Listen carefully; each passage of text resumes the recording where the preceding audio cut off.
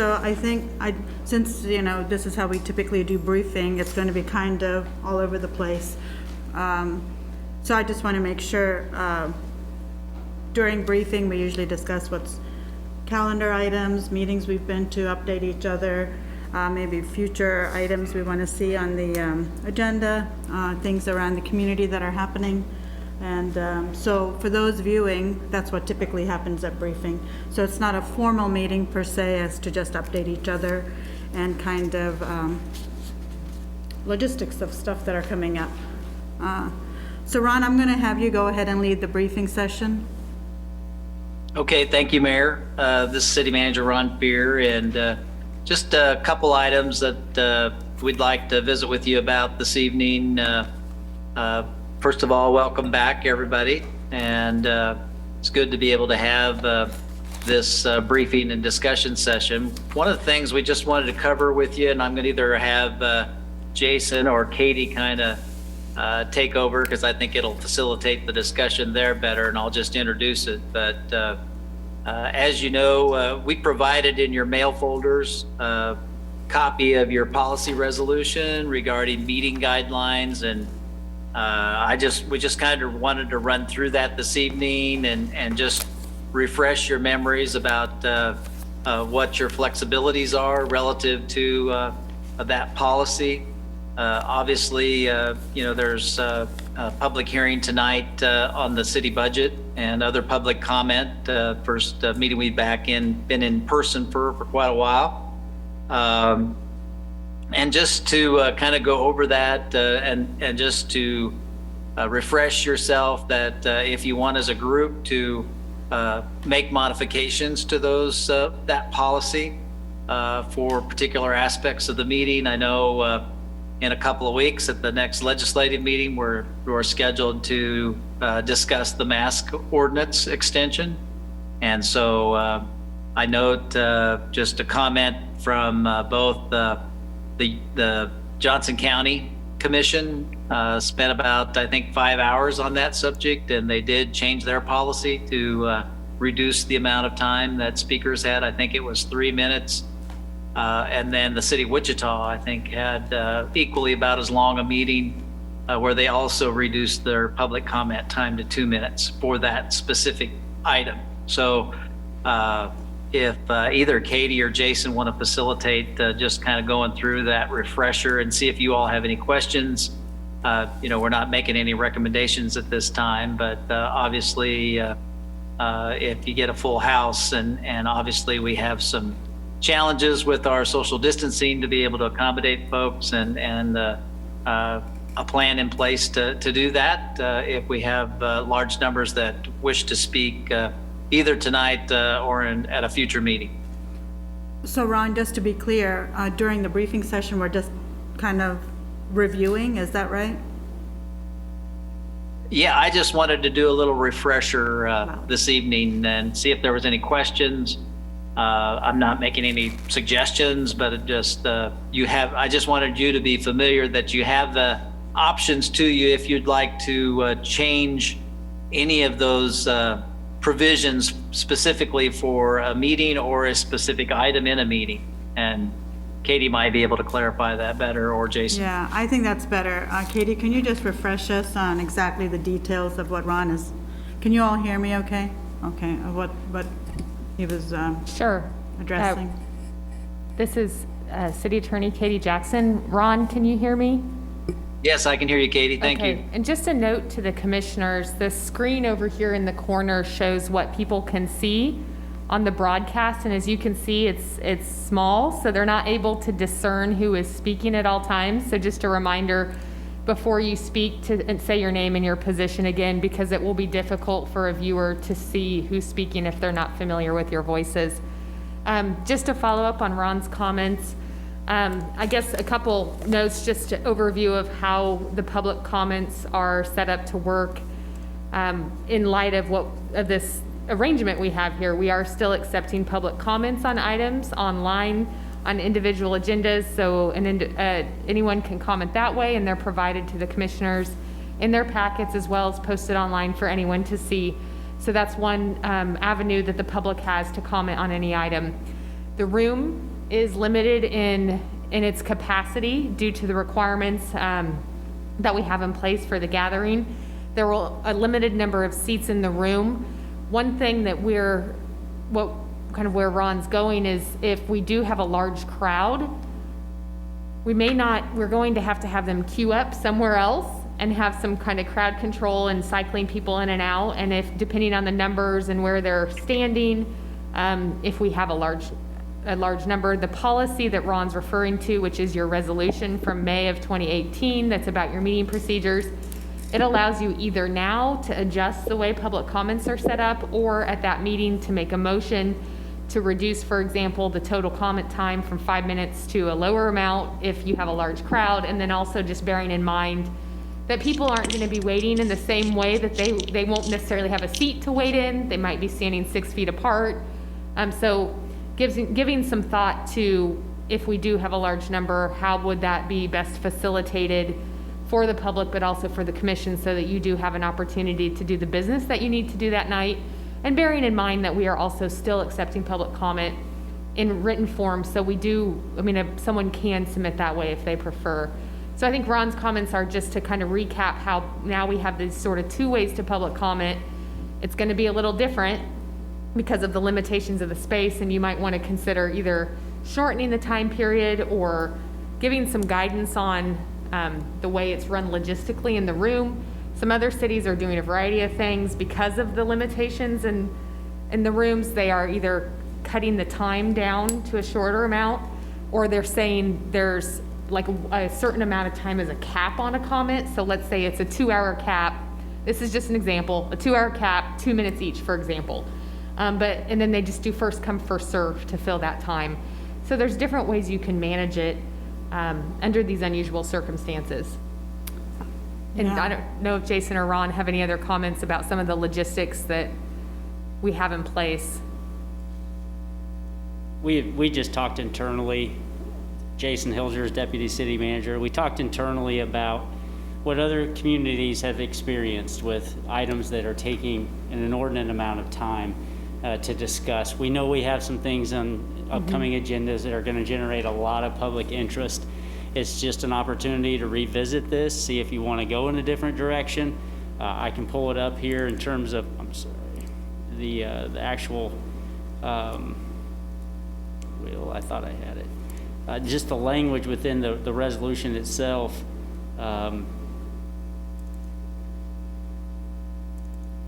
So just to be clear, if any of the commissioners wanted to revisit this, you're saying we can put it on another agenda item? We don't have to make any decisions tonight? You're just seeing if we want to revisit a public comment time? Yes, and just kind of understanding the 18th Right. of August, we could have beyond capacity. Sure. We think we've developed a system where we could accommodate all the public comment you all want to hear, but right now it's unlimited. Mm-hmm. And you go till midnight, and then if a majority want to continue to go till beyond that, but there isn't really an option to just say public comment's done tonight because we're tired per this policy. We'd be violating our own policy. So if you want to set a time limit for that type of public comment, this is the appropriate resolution to adjust if the commission desires. And you could do it to this resolution, or we could do it the way we did the emergency powers resolution. So it'd be a temporary change. And as Jason said, it's other cities are doing it not only because of the nature of the items, but because of the length of time that people are gathered, and perhaps not with a seat. They might be standing 6 feet apart for hours. Depending on a large crowd, we don't necessarily have room for everybody to rest comfortably. So those are other factors that cities are considering in adjusting these. And of course, again, just want to emphasize, we're providing an opportunity for that public comment to occur in writing, be posted online, and be seen by the commission. So we're not limiting the overall number, it's just the way in which it's received. Right. We know we've got a challenge if we get beyond 29 people to string people into the gym 6 feet apart and coordinate comments. So as the agenda item rolls along, if there's comment on the consent agenda or on the general agenda, and you weren't one of the first 29 in here, you're gonna have to pay attention to the meeting via our workers out here announcing consent agenda is now, if you have public comment on consent agenda, now a general agenda, if you have a public comment, people will be getting in line, we'll be coordinating that. So again, it's just, it could go on for quite some time if we get a lot of people, just something to consider. Sure. I don't know, does anybody want to revisit the public comment item in this nature? Yeah, Mark. Commissioner Hattasol here. If currently there is no cap or end time other than midnight, I think we need to put some kind of a limit on there. If it's, is it currently 5 minutes a person, 3 minutes? 5. 5, so I just don't know what kind of turnout we can kind of expect here, so, but, yeah, I would always figure most people ought to be able to make their point in 3 minutes. After that, they're repeating themselves generally, but I don't know, I would, just thinking as we're talking here, I would almost think that an hour of comment, 3 minutes per person, ought to get pretty much every angle that people would have on an item, I would think. And so I would kind of want to shoot for that. My opinion would be to kind of do something like that, 1 hour per item that people want to weigh in on. If there's 2 or 3 things that people want to comment on that night, then it'll be an hour for each one, 3 minutes per person, get to the point, and then we're done and kind of move on like that way. So just to have a point of discussion, that's what I would think. That ought to be long enough, I would think.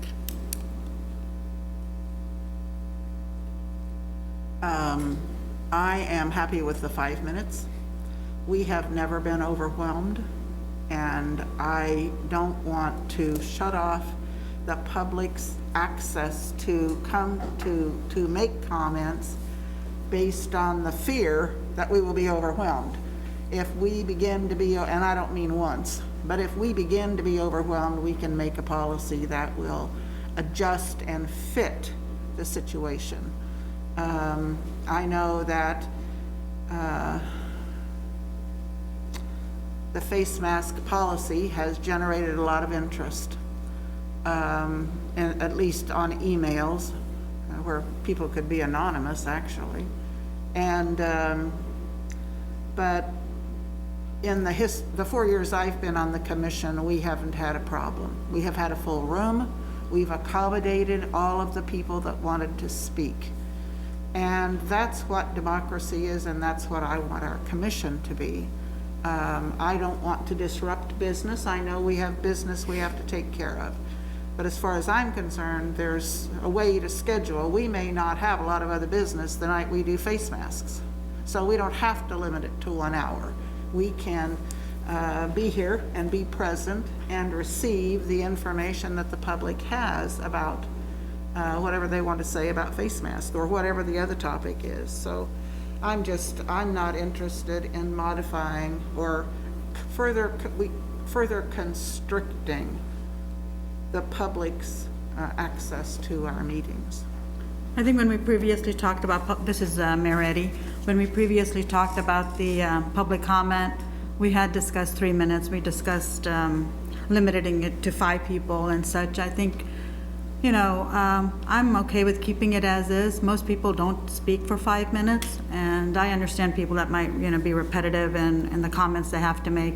But I always felt that if they took the time out of their life to come and say something on an issue for budget, we may not have anybody.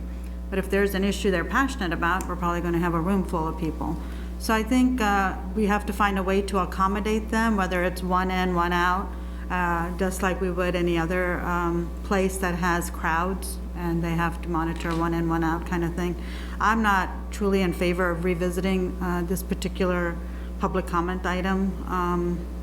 Understanding that in crowds spread the virus more, and it's more conducive to being, like I said, spreading the virus. But I hope we can contain the number of people coming and going, face masks, you know, hand sanitizing, all of this. And as long as they're in this room wearing a face mask, you know, that's something we need to try to figure out how to accommodate. If they can't be here and, you know, wear a face mask, we do have where they can still email us, they can still call us. They have a variety of ways to get in touch with us. So I don't feel like we need to revisit, other than finding a mechanism to make sure we have a process for people to line up and come in and speak. But I don't know what Commissioner Butler or Commissioner Estabrook, if there's a reason to revisit this or anything like that. This is Commissioner Estabrook. I have two practical questions. One is the 5 o'clock cutoff the same for written submission? So is that accurate? Okay, so if people want to comment, which I've seen, they don't realize the meeting's about to start, they miss the deadline, and then they want to hurry up and come down and voice their opinion, that would allow them to do that then. So whatever we can do to promote more of that written comment before the 5 o'clock deadline would skirt that late minute surge, hopefully, of people. My other just question, which I know will eventually probably come up, is it's odd. Would we need a permit if we had more than 50 people, right? So we'd have to get a approval from the health department? So we've checked with Jason Hilgers, Deputy City Manager. We've checked with Julie in the Riley County Health Department. We would not need a permit. We've checked with her on our protocol and what we're planning to do. She was agreeable to what we're doing. I don't think we'd be in front of you this evening if the capacity of this room wasn't limited. It's trying to anticipate a large crowd attempting to get in front of you and logistically having communication and visual issues that string into other rooms of this building, and telling people to hold on and wait while you're conducting business and hearing comments. They're not, unless they have their phone watching the meeting, they're not gonna know what's going on. We have to hire additional staff just to staff the meeting, which is fine. It's a logistical conversation. It's not topic-based, it's just the logistics of this room are going to be stressed with a large crowd and how we facilitate that conversation with you all. There could be frustrated individuals out in that hallway and in that gym waiting hours to get in here. So that's really why the conversation is in front of you this evening. If we don't want to modify, that's fine. We just wanted you all to give it some time, some consideration, and give us your input. And if I can, this is City Attorney Katie Jackson, add a couple notes. Julie said we didn't need a permit because we were going to enforce social distancing, provide hand sanitizer, have one way in, one way out, and do several other measures. Those are the logistics Jason's referring to. We would need a permit if we weren't set up the way that we are. So I think that's an important note. So those are all the things that we're trying to manage. And this resolution does allow the commission, when the night of, if the crowd is large or the circumstances dictate, to make a motion to reduce, for example, the amount of time each individual person could speak, or to cap the total amount of time. We were just trying to do some planning in advance, and under the circumstances, then let the public know. Because if the circumstance arises where there is a large crowd or we're going to have to do that for whatever reason, I think the effort here is to let the public know, so therefore warned that there might be a limitation, and then just about some of the logistical complications of where they'll be standing potentially and waiting.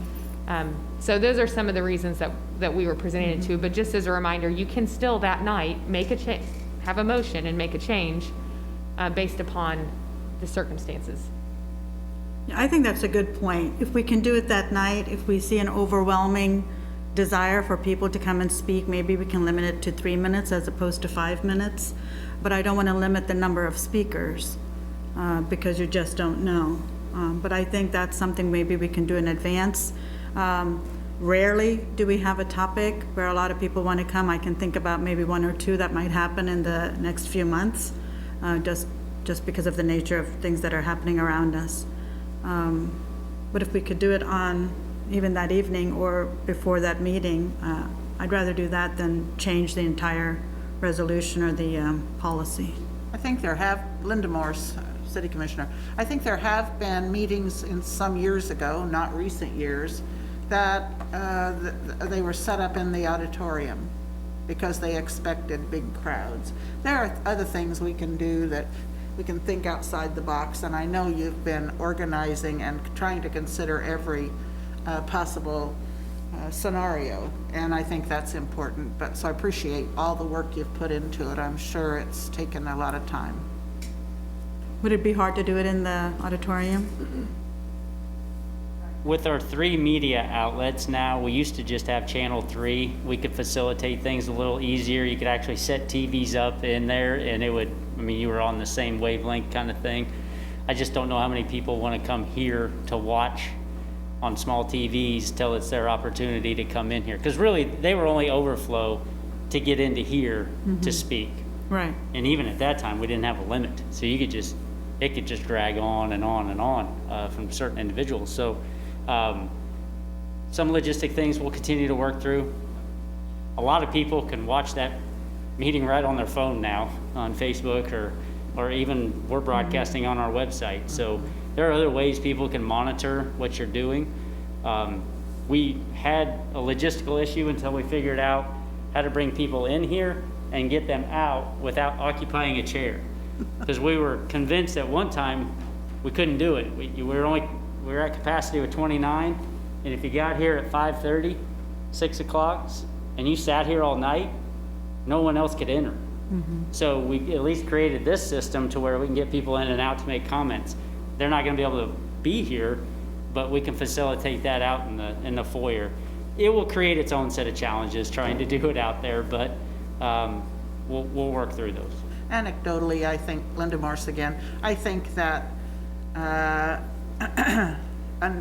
the number of people will not be as great as in the past, especially during this pandemic. People are not coming out and going places in the numbers that we have seen in the past. So there's that too. I think that people will self-select whether to venture. This is Commissioner Estabrook. My experience with large crowds that wanted to voice their opinion was on the school board, and over many meetings, and we had around the mascot issues, and it definitely the volume on this is louder, so I would anticipate as big, if not bigger crowds than we had for that, and we used the high school auditorium. So my concern is not so much that we will or won't have a large gathering, it's just the logistics and making it safe for those people that come that are either, very against something or very for it, being grouped in the same place, waiting for a long time to speak, and also with the health concerns, of air ventilation with being in a gym, or if there's ways, I'm sure you guys can figure out to get the airflow through that's appropriate. But I don't.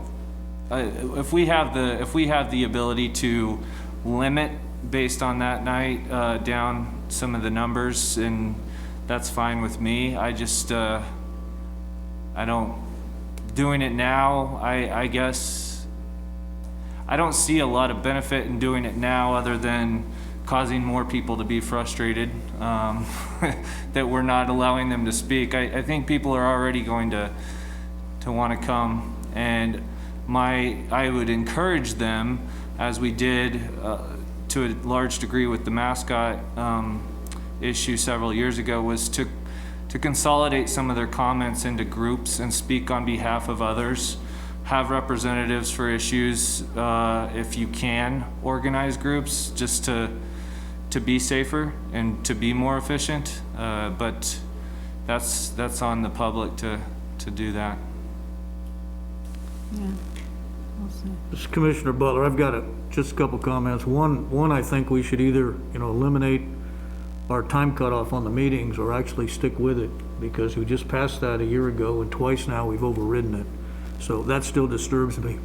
If we're going to end the meetings at midnight, let's end them at midnight, or let's throw that provision out.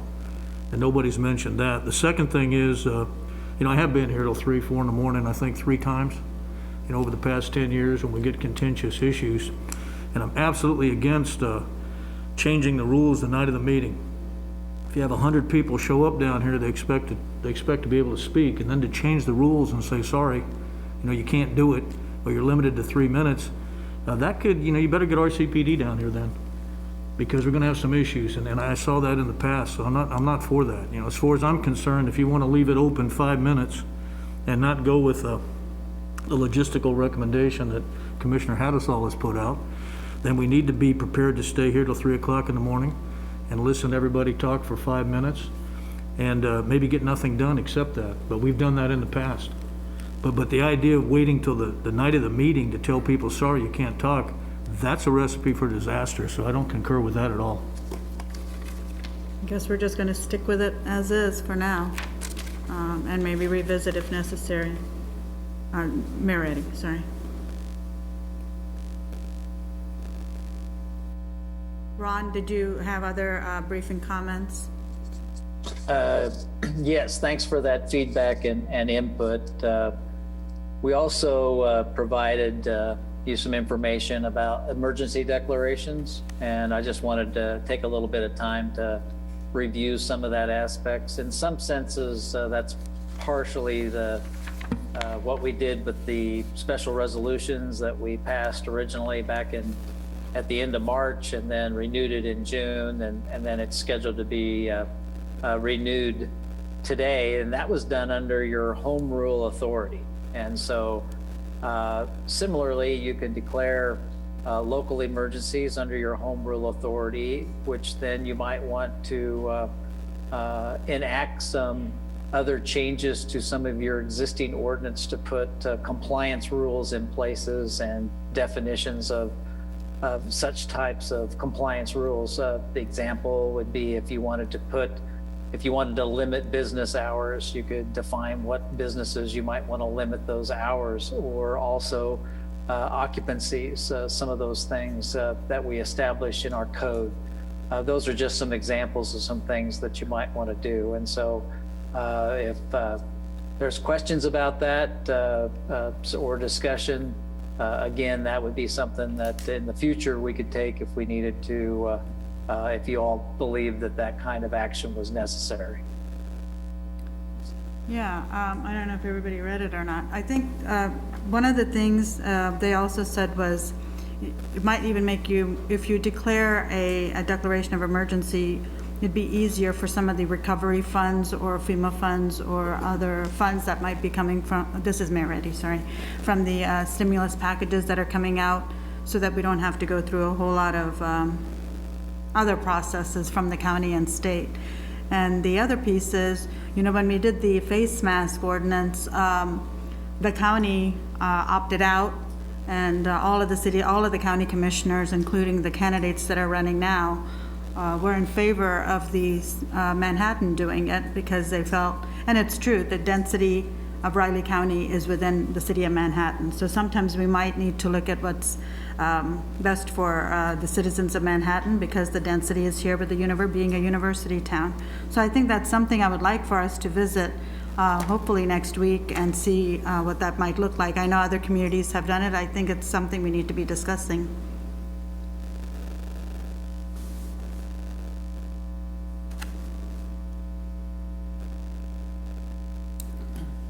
Commissioner Norris, I'm supportive of discussing it. I think that's what we need to be doing, is talking and thinking about what's best for our community, and it's worthy of a discussion.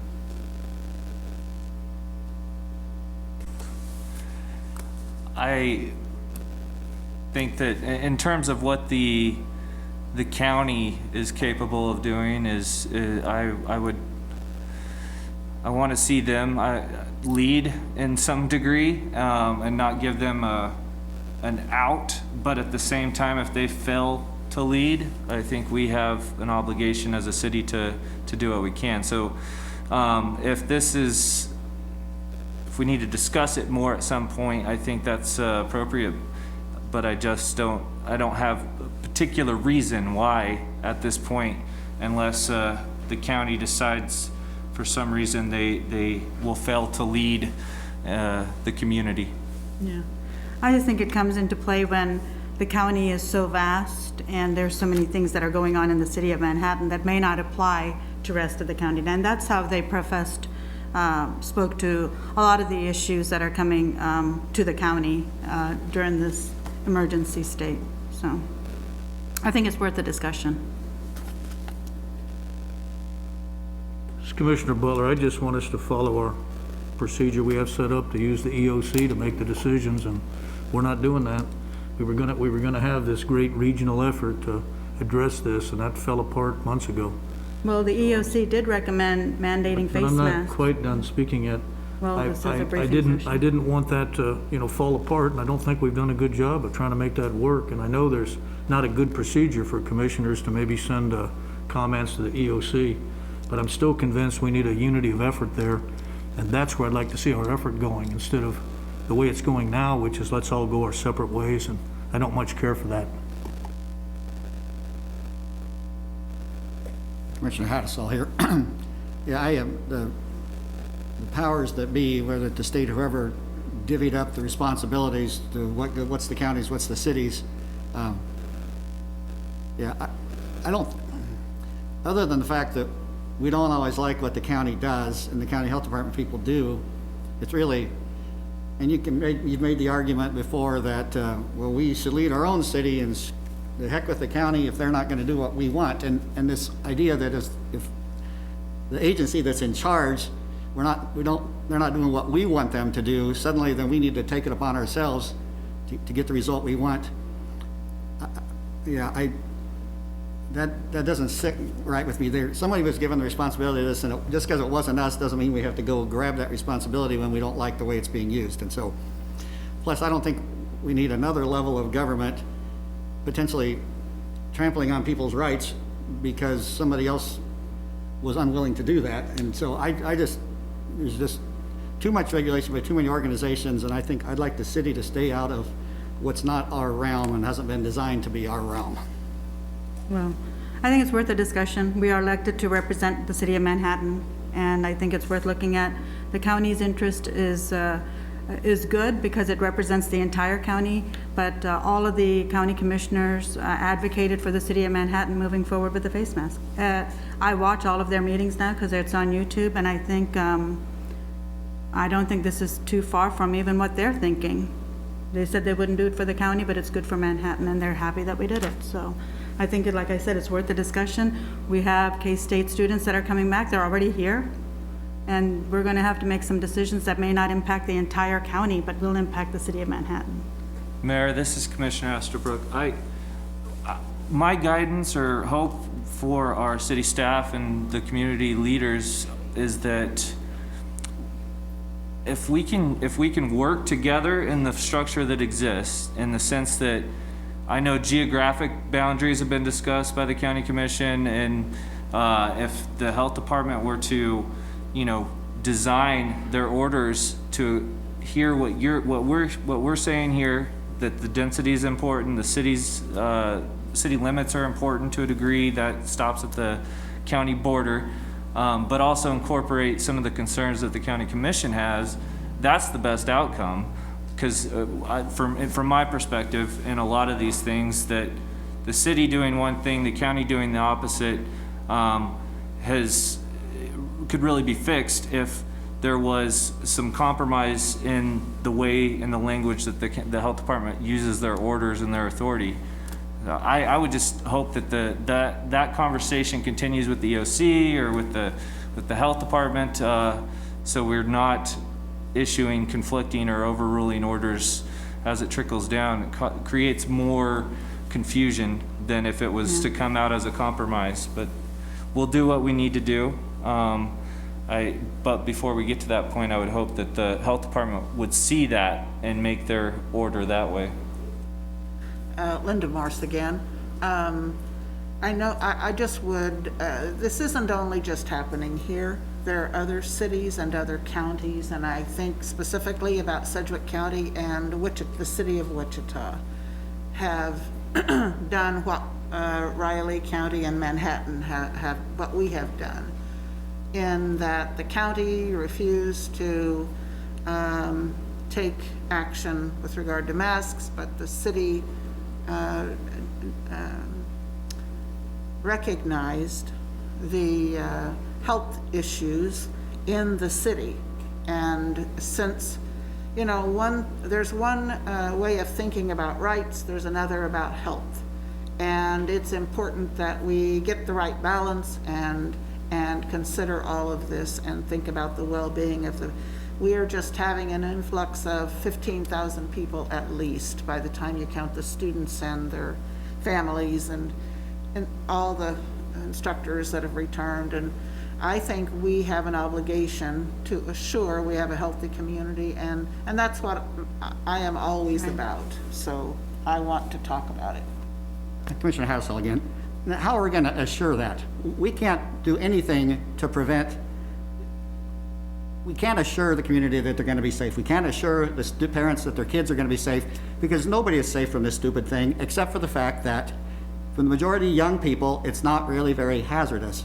So while it's nice to feel like we're trying to do as many things as are reasonable, thinking that giving a false sense of security is like, oh yeah, send your kids back to K-State, they're gonna be fine. Well, there's gonna be a spike. Everybody knows that. When you get that many more people, when the kid's back in school, there'll be a spike. The question will continue to be, okay, is anybody going to the hospital? Is anybody dying? Is everybody asymptomatic?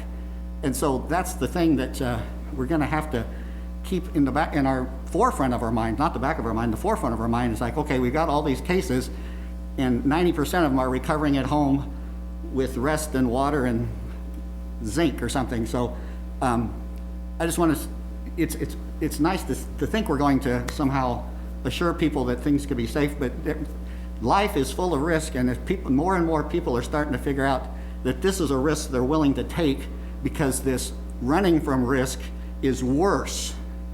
And people are getting really to the point of fed up with everybody regulating the heck out of every aspect of their lives. And so we need to, there's a balance there, I understand, but the point is when people don't see the risk of something and the danger in something, then they're not going to comply to however many rules and regulations and orders that we have, because they just don't think it's a problem. And based on the numbers we're getting, all these new cases, and almost everybody's getting better, only people dying are people in their 90s, it seems like. So it's going to be hard to convince people that this thing is going to, is a danger that they have to continue to have their lives run by some version of the government to prevent them from something that they don't feel is that dangerous. So we're getting close with a lot of people to the tipping point where they're going to say enough is enough, and just going to ignore everything that the government tells them, because none of it has been accurate so far. And so that's where we really need to tread a little bit lightly as we start thinking we're going to tighten the screws down a little bit more here and there as we have a little bit of a spike of cases with the students here, because you can't keep kids apart. You go to Aggieville on Saturday night and people aren't wearing their masks because nobody wants to wear them because they don't see the value in them. And so we're going to have to, we need to be a little careful that we don't get too carried away with trying to do too much just because somebody else isn't doing enough, that we feel like we got to step in and do a bunch more, because it may not go well. No, I agree with you, Commissioner Hattersall. This is Maretti. I think this is just worth a discussion, just like we had tonight, and I'm sure we'll have lots of comments on it. But we are going to have about 15,000 to 20,000 students. We haven't really regulated anything except face masks up until now. We really haven't done anything else. This is in coordination. We continue to talk with Julie Gibbs, just like we are about how we do live meetings, public comment. We are still a very collaborative piece of entity. We're not, Lone Rangers here. But part of it is the density will be in the city of Manhattan. We have K-12 opening up and K-State opening up, and we need to figure out what kind of precautions and mitigations we need to take on behalf of our community. Whether they work or not, we'll have to wait and see, but doing nothing is not going to be an option. So this is a reason to look at it. We will continue to work with Riley County. It is our CHD and our Riley County Commissioner. So we're not just doing everything haphazardly. We'll continue to work with the Chamber, with Kansas State University, with the Superintendent and the Board of Education. But it's going to take all of us, and not doing anything and just hoping everything is okay is not an option I'm willing to take. Yeah, this is Commissioner Butler. I just want to point out one thing as I was reading what the league said and what the city manager put out to us. The other thing that disturbed me about us going down this route is just like the health department director can say, okay, I'm shutting down the bars. What this would then do is allow the city to do that, either the commission vote, or it could be delegated to the city manager or the city mayor. But understand, the mayor's position is ceremonial here in this city.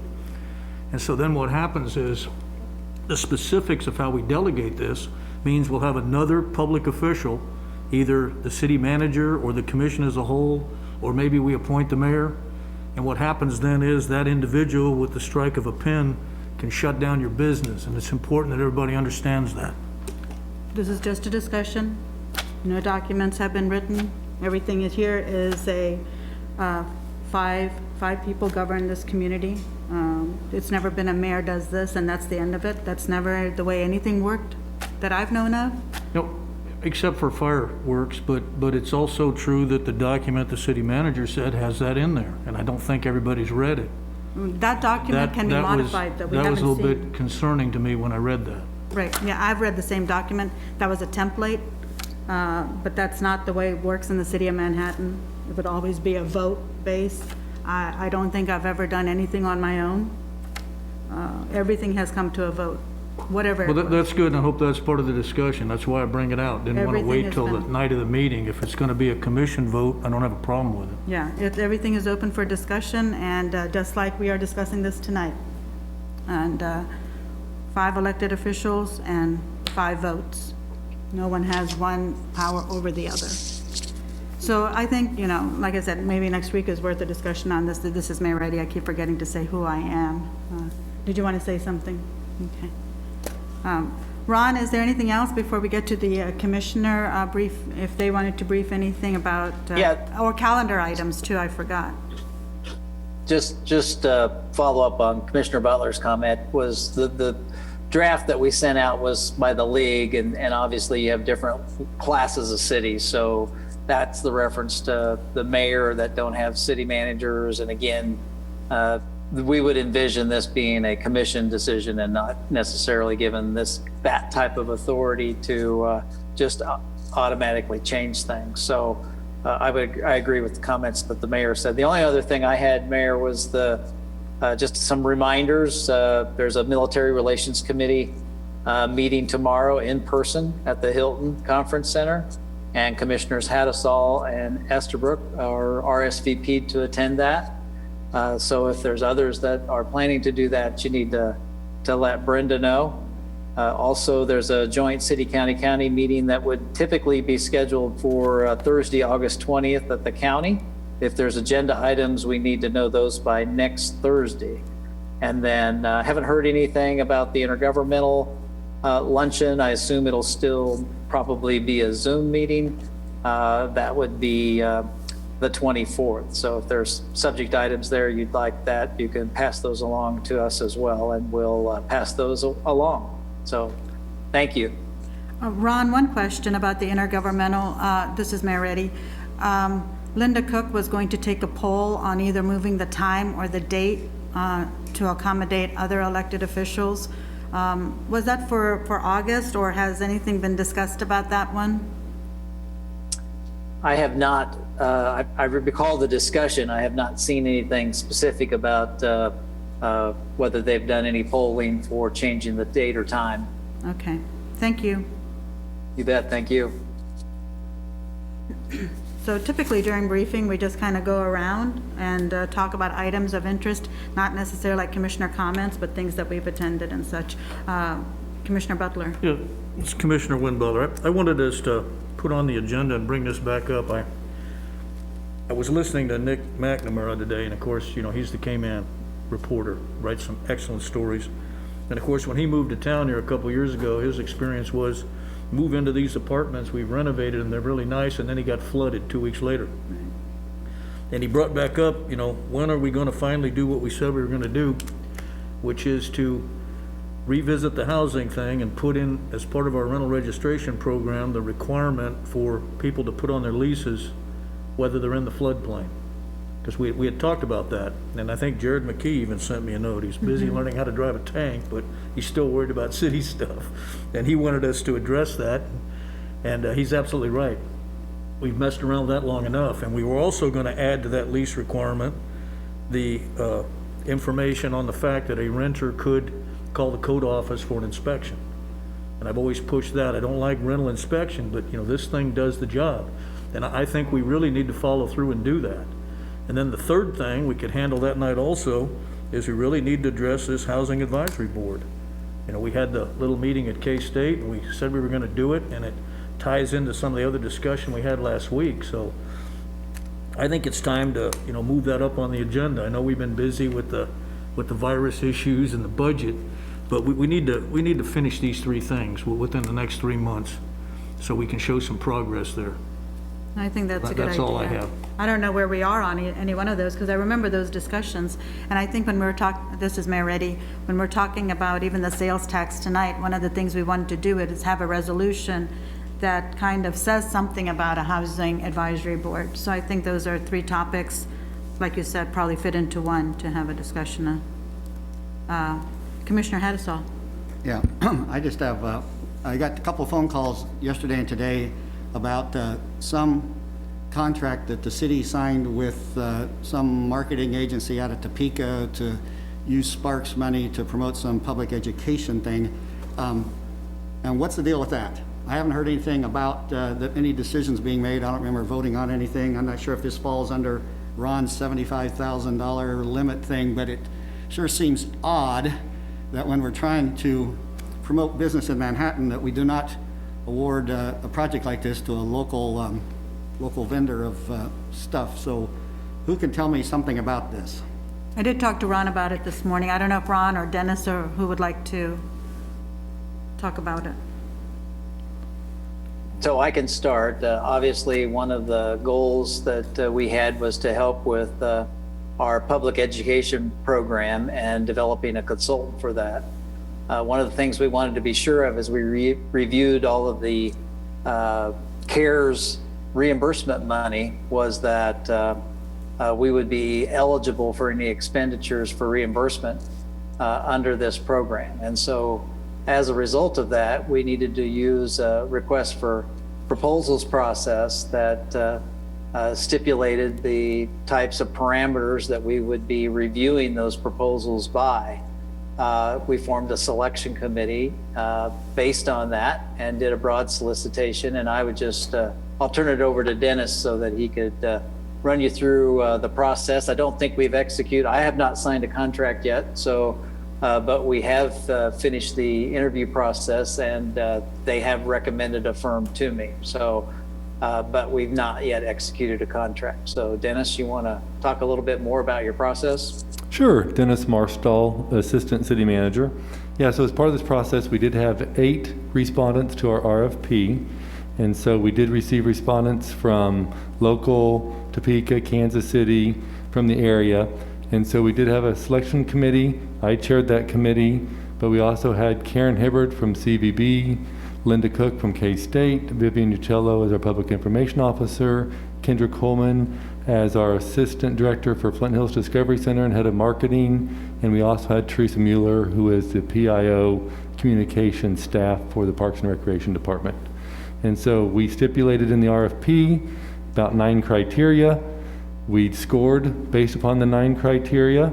We actually did a second round with the same criteria, same scoring to narrow down the field. And the committee has made a recommendation internally. We are currently working with that agency to come to the contract agreement. As Ron stipulated, he has not seen that yet. It is going to be under $75,000 is the dollar number that we've looked at as we've talked about the budget. And we hope to have that contract finalized this week or next week to move forward. And so, yes, there were local, more than one, there were local agencies that did compete. But based upon the scoring and the criteria of the selection committee, we have identified a firm that is out of Topeka. Well, my point would be 2 things. A, everybody ought to know everything they need to know about wearing masks and social distancing after being beat over the head about it for 4 months. So as far as I'm concerned, the educational process is just a throwaway deal where we're gonna be able to get some money, and we gotta use it somehow, and so it's being that it's sort of gonna be a waste of money anyway, because I think everybody should know everything, we might as well waste that money on some people from Manhattan versus Topeka. Step one. The second reason, if we decide to move forward, which it appears we are going to with a sales tax thing, who generally funds a campaign to vote yes on a bond issue or this sales tax thing? Who would pay for a campaign like that?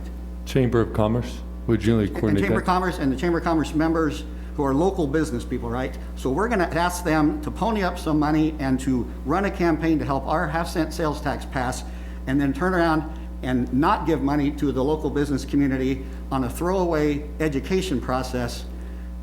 That seems odd to me. And so I'm to the point where I'm gonna vote against extending Ron's $75,000 contract number, bring it back down to 20, if this is the kind of projects that we're gonna end up getting, because can we not agree that this education, what else needs to be taught to people? And so it doesn't seem right to me that we're gonna ask the business community to support our bond issue, and then we're gonna turn around and not support the business community when it comes to some throwaway project on education that's free money to us that won't make really any big difference on the big scheme of things. We might as well keep that in town and try to help our local business community and let Topeka worry about their own business community. I don't care how good of a program it's gonna be. One can't be that much better than the other, and we ought to be able to keep that money in town. And we have done some local work already, talking about our mask ordinance to help promote the mask ordinance, where we have worked with local groups and we have used city dollars with local groups. So we do have some demonstrated track record of working with locals as well to promote some of the local health issues. Well, then we should definitely keep doing that. I mean, I think maybe we should give more parameters on how to do this, if this is something we want to keep in between. But it does require a longer discussion. I do think it's important to do this is Mayor Reddy, to continue the public campaign. It's just like with seatbelts. You continue to hear about seatbelts, just like you would about underage drinking or binge drinking. We continue to hear those same concepts. This is something we also wanted to do with Kansas State University. I knew there was a request for proposals. I knew there was a timeline, but I usually leave it up to city staff to figure out how you all do that, because that's getting into the weeds. But this was something that was brought to our attention because there was already somebody who was interested and thought they would be viable for it. So this is a discussion that probably needs to happen on a different platform, but also we want to make sure that our local businesses are a priority when it comes to something like Spark money, because that is our taxpayer money, and we would like to leave it in the community. So I think, Commissioner Hattushaw brings up a good point. Did you have any other comments? Okay. Commissioner Morris? Been to any meetings lately? Yeah, this is just briefing session still. We have about 3 minutes? Okay, sorry, I Two. didn't have a comment on the contract. Just other than to say, I have been home a lot. I've been not attending meetings. The only ones I have attended are the law board meetings that are only face-to-face. Well, I think the first one was. The rest, I've been trying to go once a month. But otherwise, I've been attending Zoom meetings, sometimes all day. And so it's not like we're resting at home. We're busy as can be. So that would be all I want to say at this point. Commissioner Estabrook. Commissioner Estabrook, with 1 minute or less, I've had several meetings with the Flint Hills Area Transportation Association. They have things moving in the right direction, and looking at replacing some buses, some things going on there. You'll hear from me later on that in the future. Agree with the housing, as we need to get going on those topics that Commissioner Butler and the mayor talked about. The other thing that we've kind of dropped the ball on is our goals that were presented in January. That document that was going to be kind of consolidated and given to us never arrived. I know there's a lot of reasons for that, but it'd be nice to have that eventually, so we can have that targeted metrics that we work towards. And the last thing is, I think at one of these discussions this year, we talked about signs and the policy around the electric signs. And we had 3 or 4 people willing to talk about that, so. The digital signs? Yeah, the digital signs, yes. And so wanted just to keep that, we haven't had a discussion since then, basically, like this, so I'll just put Yeah, that. for the briefing session. Yeah. Are we at 7? Yep. Okay. So before I call the meeting to commence for the evening, if anybody wants to take a water break or something, okay. 1 minute water break.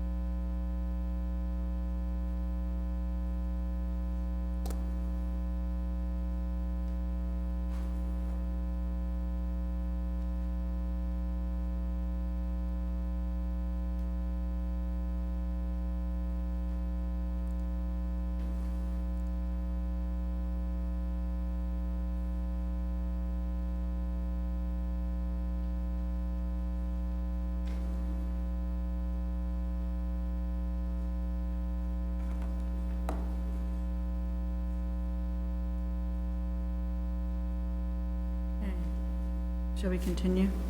Good. Okay. All right. Today is Tuesday, August 4th, 2020, 7 p.m. We are at our City Commission meeting. Please stand for the Pledge of Allegiance. I pledge allegiance to the flag of the United States of America and to the republic for which it stands, one nation, under God, indivisible, with liberty and justice for all. Thank you. We are having a live meeting this evening.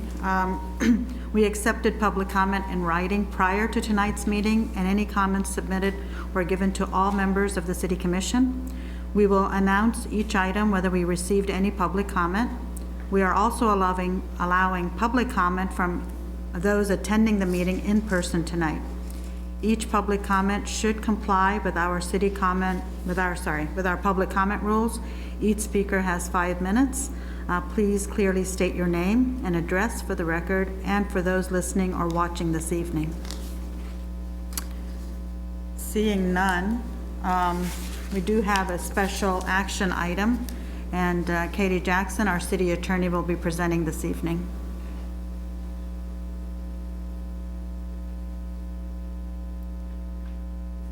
Mayor and Commissioners, I'm in my office just to make sure that you all can hear me. Yes, we can hear you. Okay. And then I'll need to open the PowerPoint. Make sure you can see that as well.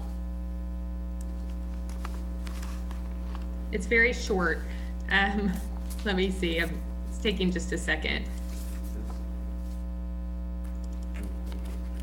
She's gonna need them when she opens it, should I? Yeah, I'm pulling it out of Brenda's folder. It's just taken, my computer's a little slow. Oh, you know. Okay, I have it open. If I can, I assume it's okay for me to share my screen then? Okay.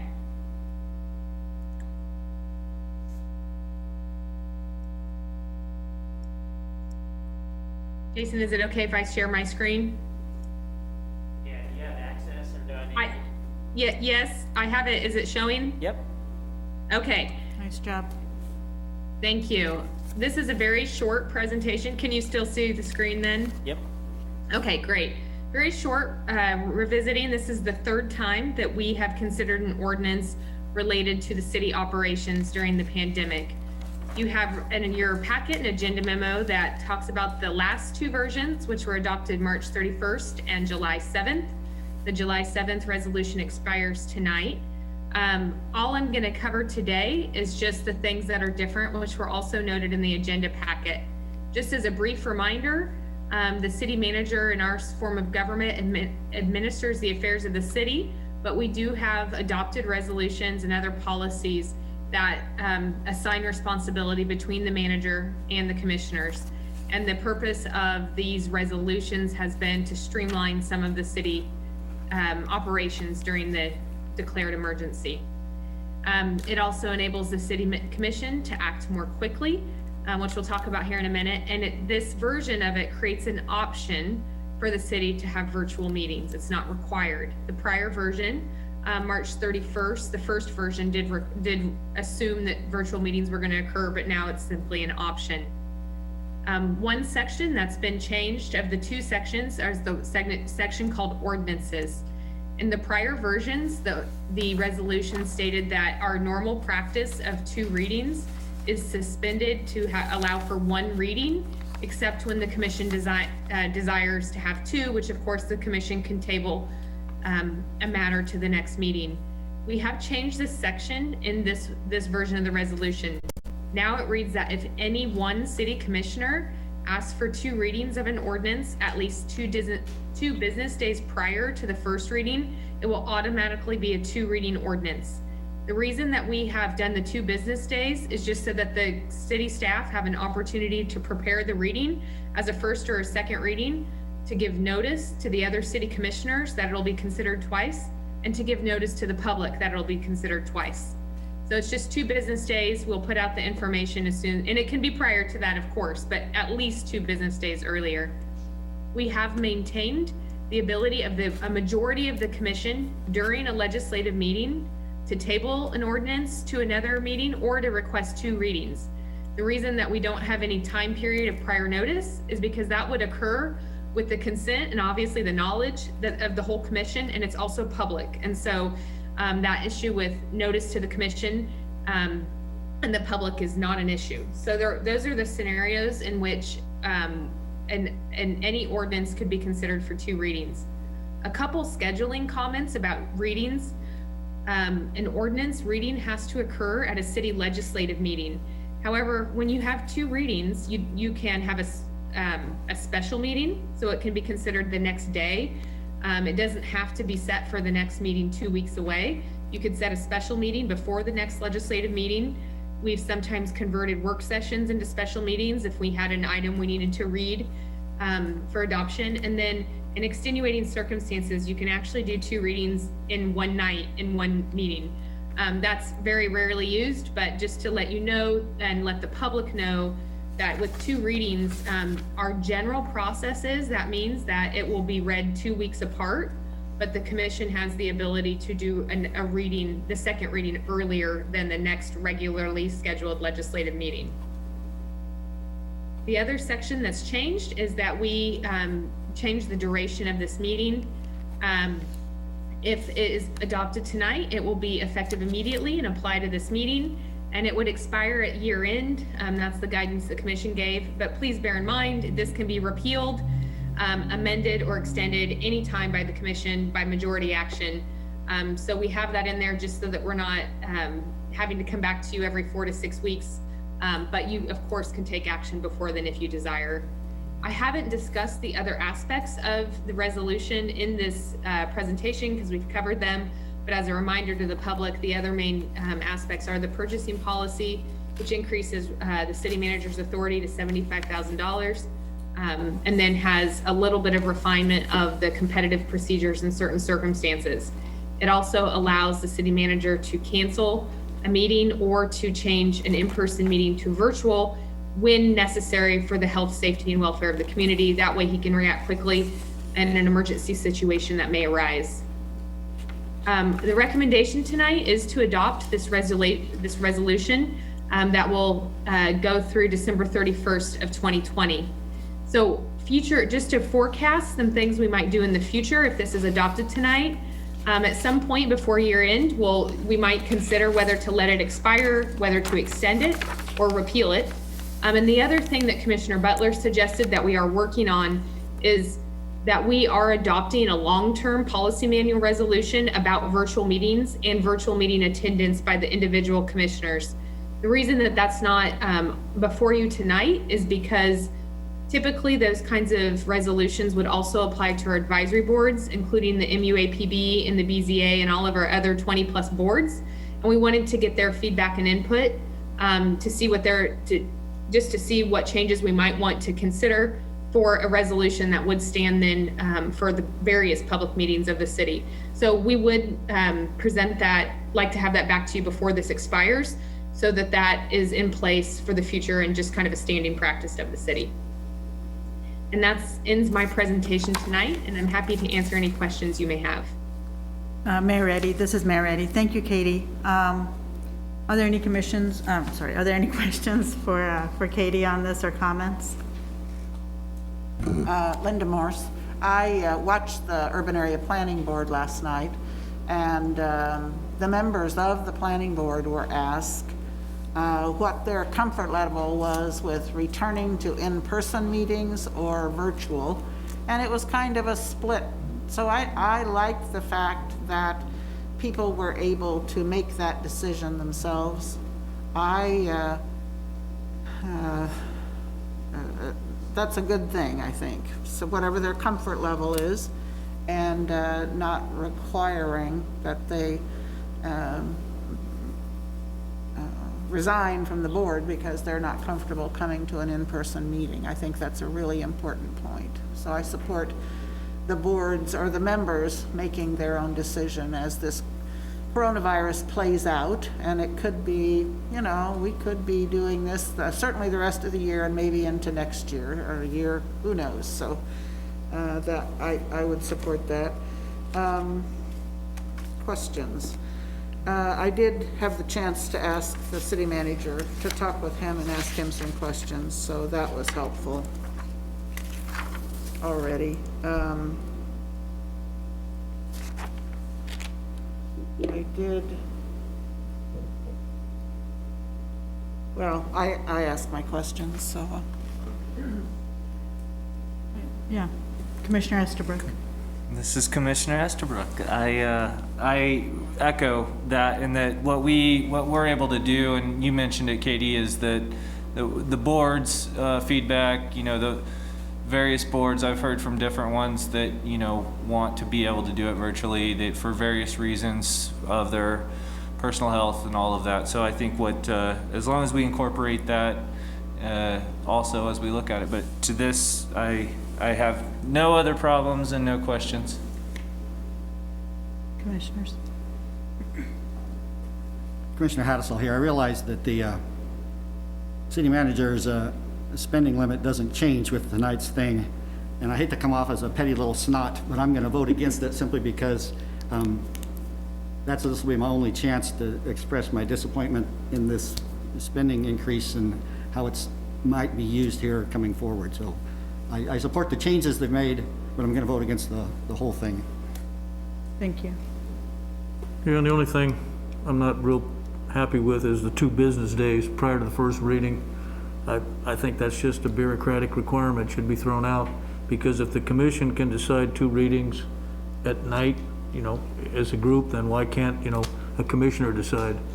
And we get the information on Thursday, so 2 business days, it would have to be provided probably on Friday. And sometimes it doesn't get posted, and sometimes the agenda gets changed, and so to me, that's just a way to circumvent it, and I'd like that removed. Thank you, Commissioner Butler. Yeah, I think we can, if a commissioner wants to do it for a second reading, it can be done that night. I think I need a little bit more information when you said, because typically when we have a first reading, the second reading doesn't come up till 2 weeks later. So I feel like, and then you said, you know, commissioner can request it be done at a next work session or even a day or two later after that. How would that work? So let's say we had a first reading of something tonight and a commissioner says, you know, I want to do a second reading on that one. Does that come 2 weeks later? Or do they already say, you know, I would like to see it at the next work session or 2 days from now? How would that work? So, this is Katie Jackson, City Attorney. To answer, I guess maybe I didn't say that very well. We have on the first and third Tuesdays, we have a regularly scheduled legislative meeting. So our typical practice is that a first readings occur at one of the meeting, and then at the next regularly scheduled legislative meeting, the second reading would occur. What I was referring to was calling a special meeting. And so I just, as a reminder that we aren't required to wait for that second, for the next regularly scheduled legislative meeting. The commission can call a special meeting prior to that date. And they can do that by setting it at a different date or converting a work session and adding a special meeting. And that's not an individual commissioner calling for a special meeting. That's our normal process to call a special meeting. Okay, that makes more sense. Yeah, I think if a commissioner wants to have a second reading on a certain agenda item, I would feel comfortable just doing it even just that evening. And you're telling, and what I hear you saying is it doesn't need a majority vote. It could just be a request from any one of the commissioners. Is that right? Yes, so that provision says that any one commissioner, so without the majority, without even frankly notifying or asking any other commissioners, they would contact Ron and notify Ron that they would like 2 readings.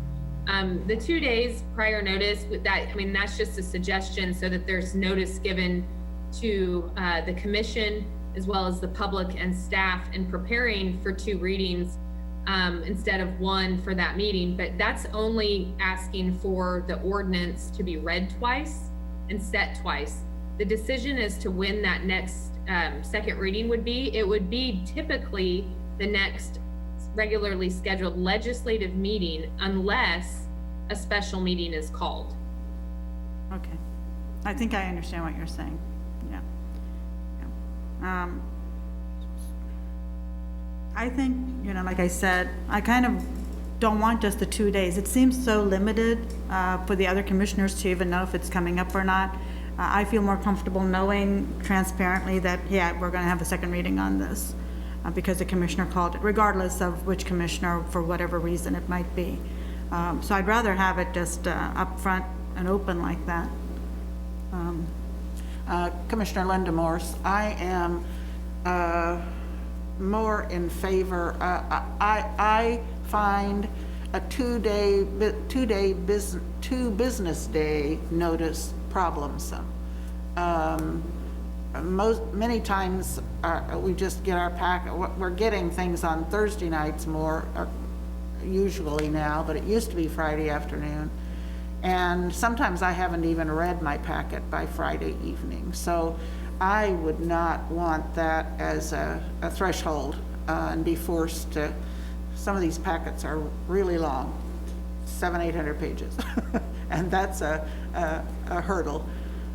So I would prefer to make that decision when here. On the other hand, I do understand that your lives are built on deadlines. And so you're going to just have to build those deadlines in, I guess, so that if we ask for a delay, we can get it. I don't know any other way around it. Katie, if we removed Jason Hilger as deputy city manager, Katie, if we removed the 2-day notice and just went to a majority at first reading, that would be acceptable? Yes, that's how the past 2 resolutions read. Okay. The purpose of the change was direction from the commission that one commissioner could request 2 readings and have it occur potentially over the objection of the other 4 commissioners. So yes, we absolutely can do that. That the past resolutions allowed one commissioner to make a motion to table or to do 2 readings or whatever at a commission meeting, and the majority could allow that to occur. The new provision was so somebody could act independently. I have a question. This is Commissioner Estabrook. So, my understanding of what I heard before was that we have an issue, removing the second reading and making it a first reading is good for this emergency, but it is a balance of removing transparency to the public and giving them time to think. So the backstop of removing that transparency and maintaining the first reading was that one commissioner could object and require a second reading. That change that Jason just mentioned would not allow just one. It would require a majority to require a second reading, which is not the intent, because that's not the balance of transparency that we were trying to create with the backstop. I think we should, if possible, I don't know if it's possible, but have that without the 2-day, but but it would become, through this, it would be the practice of the commission to give as much notice as possible. What other legal reasons, or is there anything other than those deadlines for the workload that the 2 days was crafted for? Well, I think this is Katie Jackson, City Attorney. Commissioner Estabrook, you're correct that it's a transparency measure. In large part, it's also a staff measure. I guess I would say the other thing is, depending upon the type of ordinance, if we're scheduling things as one reading, on occasion, there could be an ordinance that we don't have, if we're planning on one reading, that we don't have the time to wait to the next regularly scheduled meeting for the second reading. So whether that's a certain, like the budget, and that might be a good example just for tonight, where you have a deadline when it has to be done. If that were at the last minute said to do 2 readings, the only way to accomplish that would be to hold a special meeting, which would be a use of resources that could have been avoided if it had been planned in advance, I guess. So that's probably, there's going to be some circumstances where if it's moved to 2 readings at the last minute, it might impact some type of schedule or some kind of action like that. But that's probably more of a smaller portion of the ordinances than most. But that's part of the issue, is just being able to schedule. If we think that things are going to end up with 2 readings, then we should just go back to scheduling things for 2 readings, and then occasionally we don't have to do the second one. The complication for our city clerk, Brenda Wolf, is she assigns an ordinance number and prepares it for publication on the night that it's of its final reading. And so we would have to then, we basically have to be prepared for that. So we assign the number, we prepare the notice for the Mercury, and we get all of that ready and signed so that the next day that can go. So it's just maybe not the most efficient use of resources to have that uncertainty. So if we were to remove the 2 days, but now, I mean, we have a full understanding of the threshold, at least, that it would create for the workload of the staff, there's nothing prohibiting us from moving forward. Just being respectful of the staff's time and giving them at least 2 days and anything that we can see, but also keeping the flexibility of that one reading for hopefully, most issues. I think if there's something that pops up in that 2-day window, it should be rare and not used because of the burden you just described that would be put on the clerk and others to recreate some things in the planning and the scheduling. And Commissioner, this is Katie Jackson again, City Attorney. If you do want, if the desire of the commission is that any one commissioner can request 2 readings at any time, then we don't even need the provision in there about a majority during the meeting requests it. But just bear in mind that if we have an item that there's a disagreement among the commission, that an individual commissioner would be able to invoke that at any time.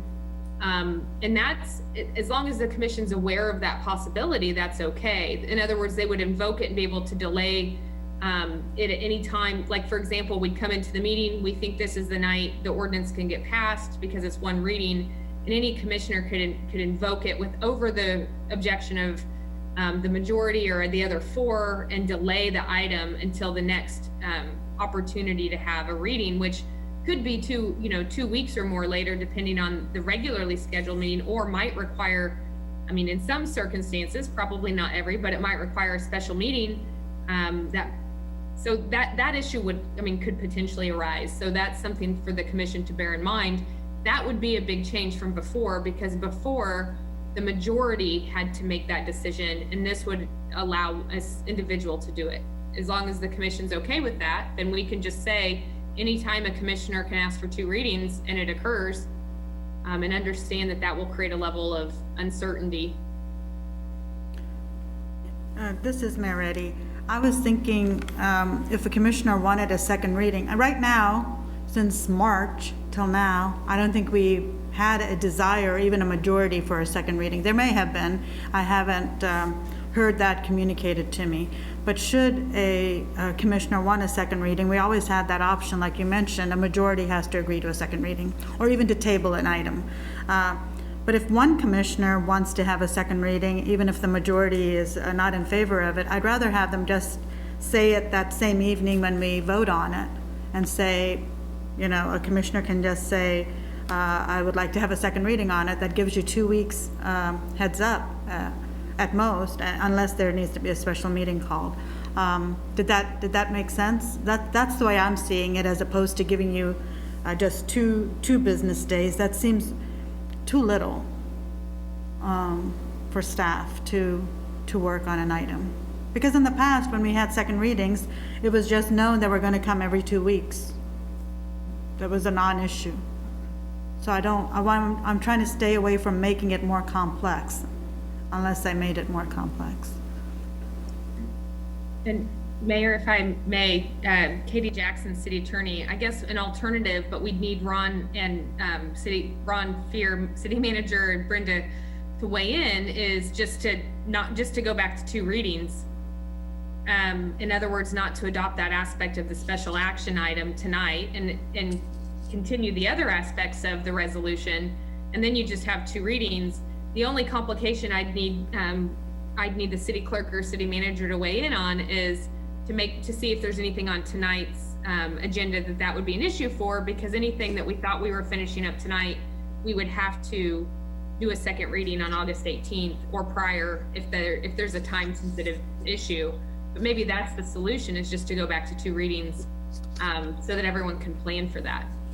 I would prefer that. I don't know. Is there a problem, Ron or Brenda, with today's agenda? So I would defer to Brenda. I don't think there's anything, this is City Manager Ron Fear. I don't think there's anything on the agenda tonight that would necessarily interfere with, but maybe Brenda could point that out if there is. I guess another option would be if you maybe a compromise between the 2 positions, and that would be to notice me by noon on Monday. That still gives us an opportunity to put something out in the mail folder so all commissioners are aware, and sometimes we put out a revised agenda even on Monday late afternoon that would identify that particular adjustment. So that might be an alternative to the issue of the 2 days. So but I would defer to Brenda. She's the clerk, has the tough job of being able to coordinate all this, and if there's any way we can make her job easier, we should do it. Commission, I usually do not send the ordinance summary off to publication until Wednesday. So, and there's no items on this agenda that would cause any problem about delaying for second reading, so Okay. we can make that work. Commissioner Linda Morris, I'm really in favor of just assuming the 2 readings. I think the exception should be for 1 if circumstances warrant and the commission approves it. So that second reading, many times when we do have issues, we talk about and make changes at the first reading, and then we see those changes in the final text at the second reading. And that's an important piece, just to be sure. Maybe we go along for a while with no issues, and suddenly there are 3. So we never know what's coming up. So I would just, I'm in favor of assuming the 2 weeks, but I like the other provisions of this recommendation, or temporary change. Yeah, I agree with Commissioner Morris. So what I'm hearing is, unless the other commissioners want to weigh in, is to kind of go back to how we were doing first reading and second reading.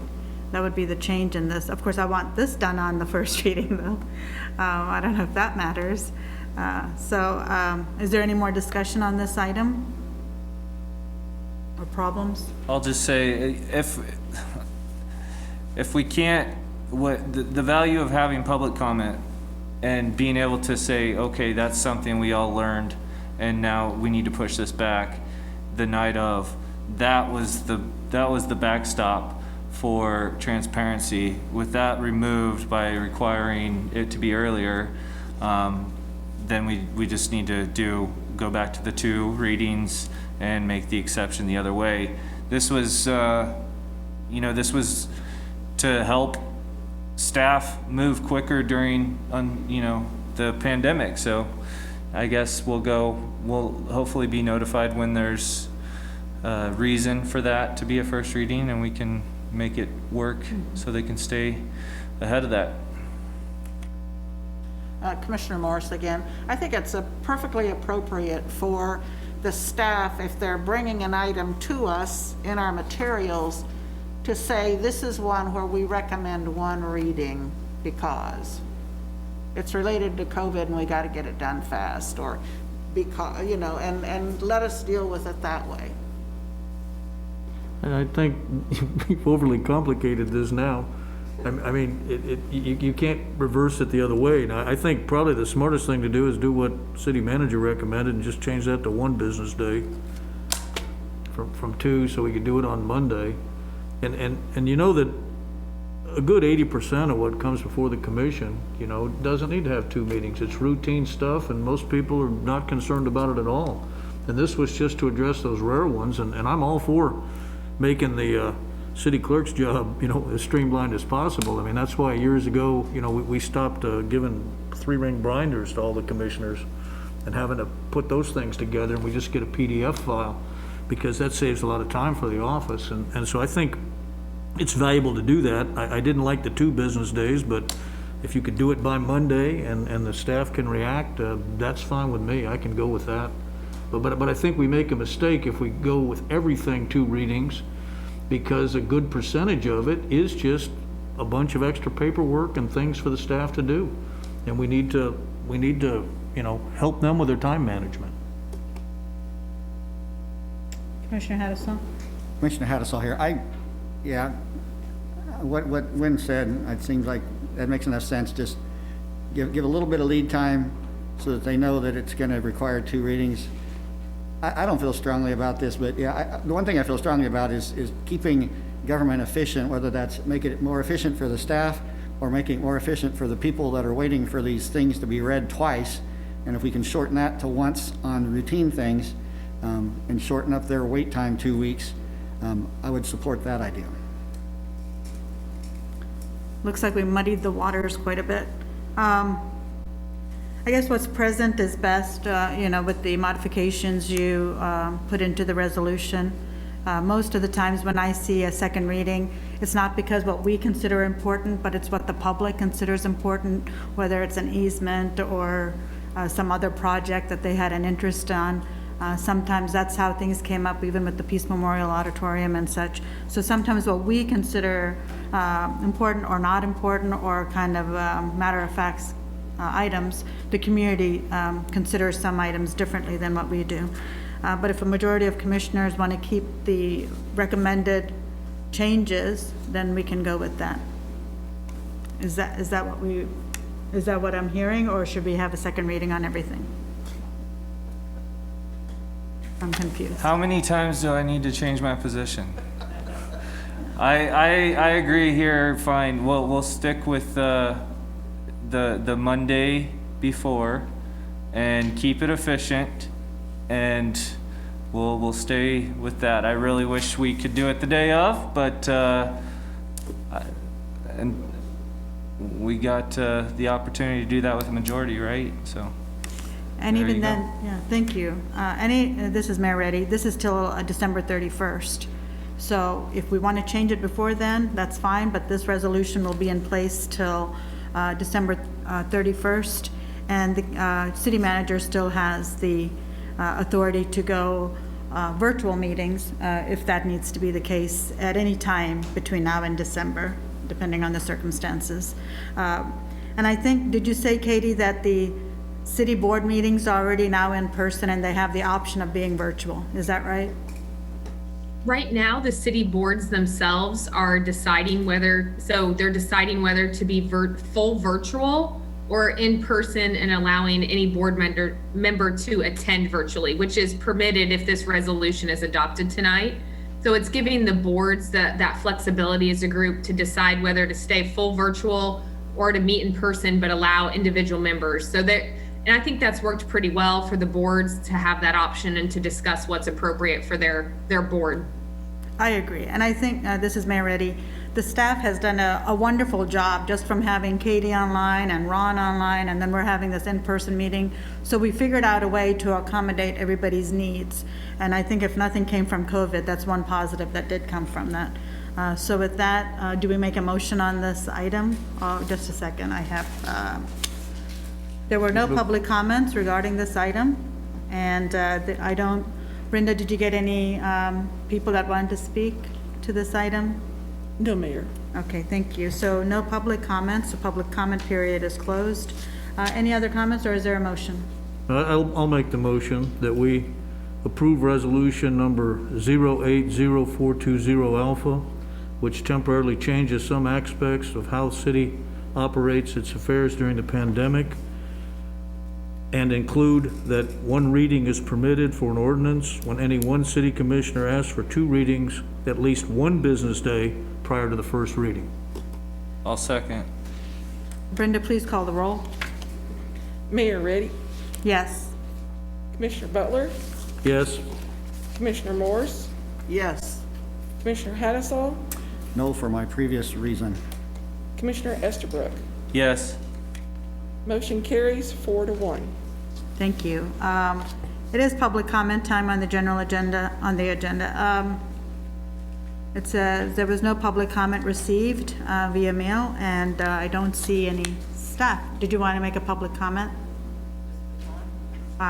We're just talking about general comments. If you wanted to speak to a particular agenda item that's coming up a little bit later. Okay, thank you, Commissioner McKee. So seeing no public comment, are there commissioner comments? No commissioner comments? Okay, there's a lot of events this is Mayor Reddy. There's a lot of events going on in our community, a lot of weddings, lots of events, lots of people in Aggieville. Students are moving in, all kinds of fun activities are going on. But I just wanted to let people know, we are in a pandemic and face masks are required in the city of Manhattan. So please follow protocols so that we can continue to have everything open and enjoy the summer weather. As K-State students start to come back, welcome back to Manhattan. We are happy that you're here, and we are working closely with Kansas State University to make sure we have a good welcoming committee and group working on this process for our students. Dennis, I don't want to put you on the spot, but I know you met with Kelly from Kansas State University. Can you just speak to a couple of things we are working on, or Kansas State University is working on to welcome our students back into our community? Sure. Dennis Marstall, Assistant City Manager. Kansas State, as tradition, has been doing Welcome Week activities. This year, they're going to do it over 2 weeks, and they will do a lot of their activities virtually. One of the things they're going to kick off is this Sunday, coming up this Sunday, they will do a scavenger hunt around Manhattan. And so part of their activities is to encourage some online activities and for people as they complete some things to build up points or do things to get prizes. And so they really want to start out with new folks to Manhattan to get to know the community. They will do a lot of different tabling to get to know information out there in a social distance way, so at 3 different places across campus. They will also have a couple different focus across the next 2 weeks, one being health, one talking a lot about cat closet and resources available to students in need. And so they really structured the 2 weeks as a spaced out opportunity to share different community resources. They will have on the Bosco Plaza, they call it a free day, where Manhattan area businesses are encouraged to go onto campus, have some tables and information that students can learn about the businesses and maybe receive some coupons and discounts at area businesses as well. And so they will do some publication through their K-State Today communications, and we will look to have a welcome from the mayor as part of that as well. So that kind of is an overview of what K-State will be doing starting basically on Friday. Great. And I might also ask you to speak to this. We have the MHK Safe and Open live and going on our website, along with the Flint Hills Regional Council, Flint Hills Region also part of that. Can you just speak to that a little bit about that program? So if businesses are interested or individuals, they can sign on to it. Sure, thank you, Mayor. So Manhattan, City of Manhattan, coordinated through the Recovery Task Force of community citizens, helping to give some thought and advice on how Manhattan is safe and open. We do have a website. You can visit it at mhksafeandopen.org. And it does go, for a 3-county region, there's a Flint Hills Safe and Open.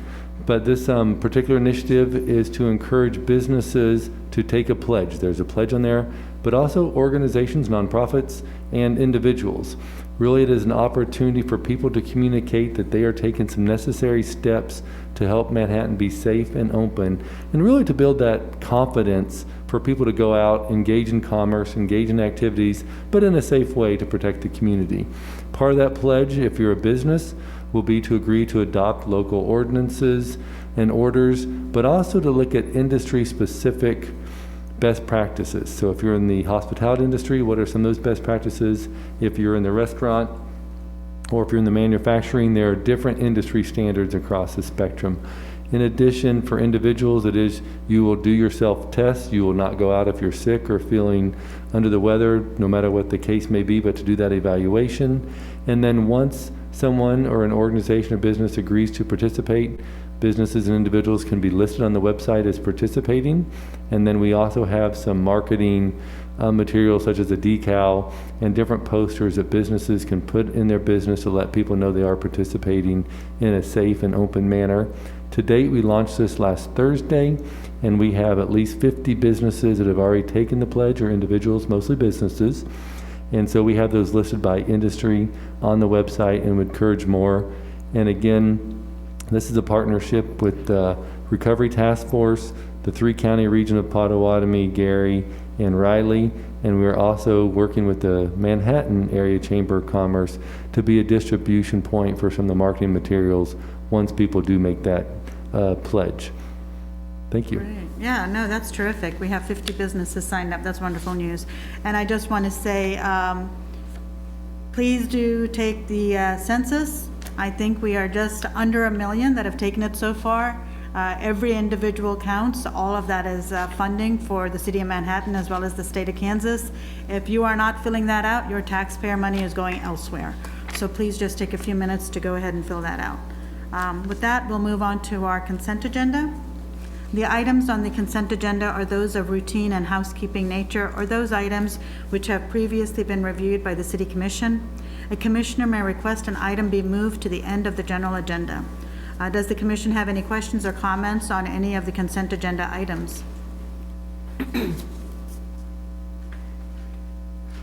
Okay, seeing none, are there any public comments for the consent agenda items?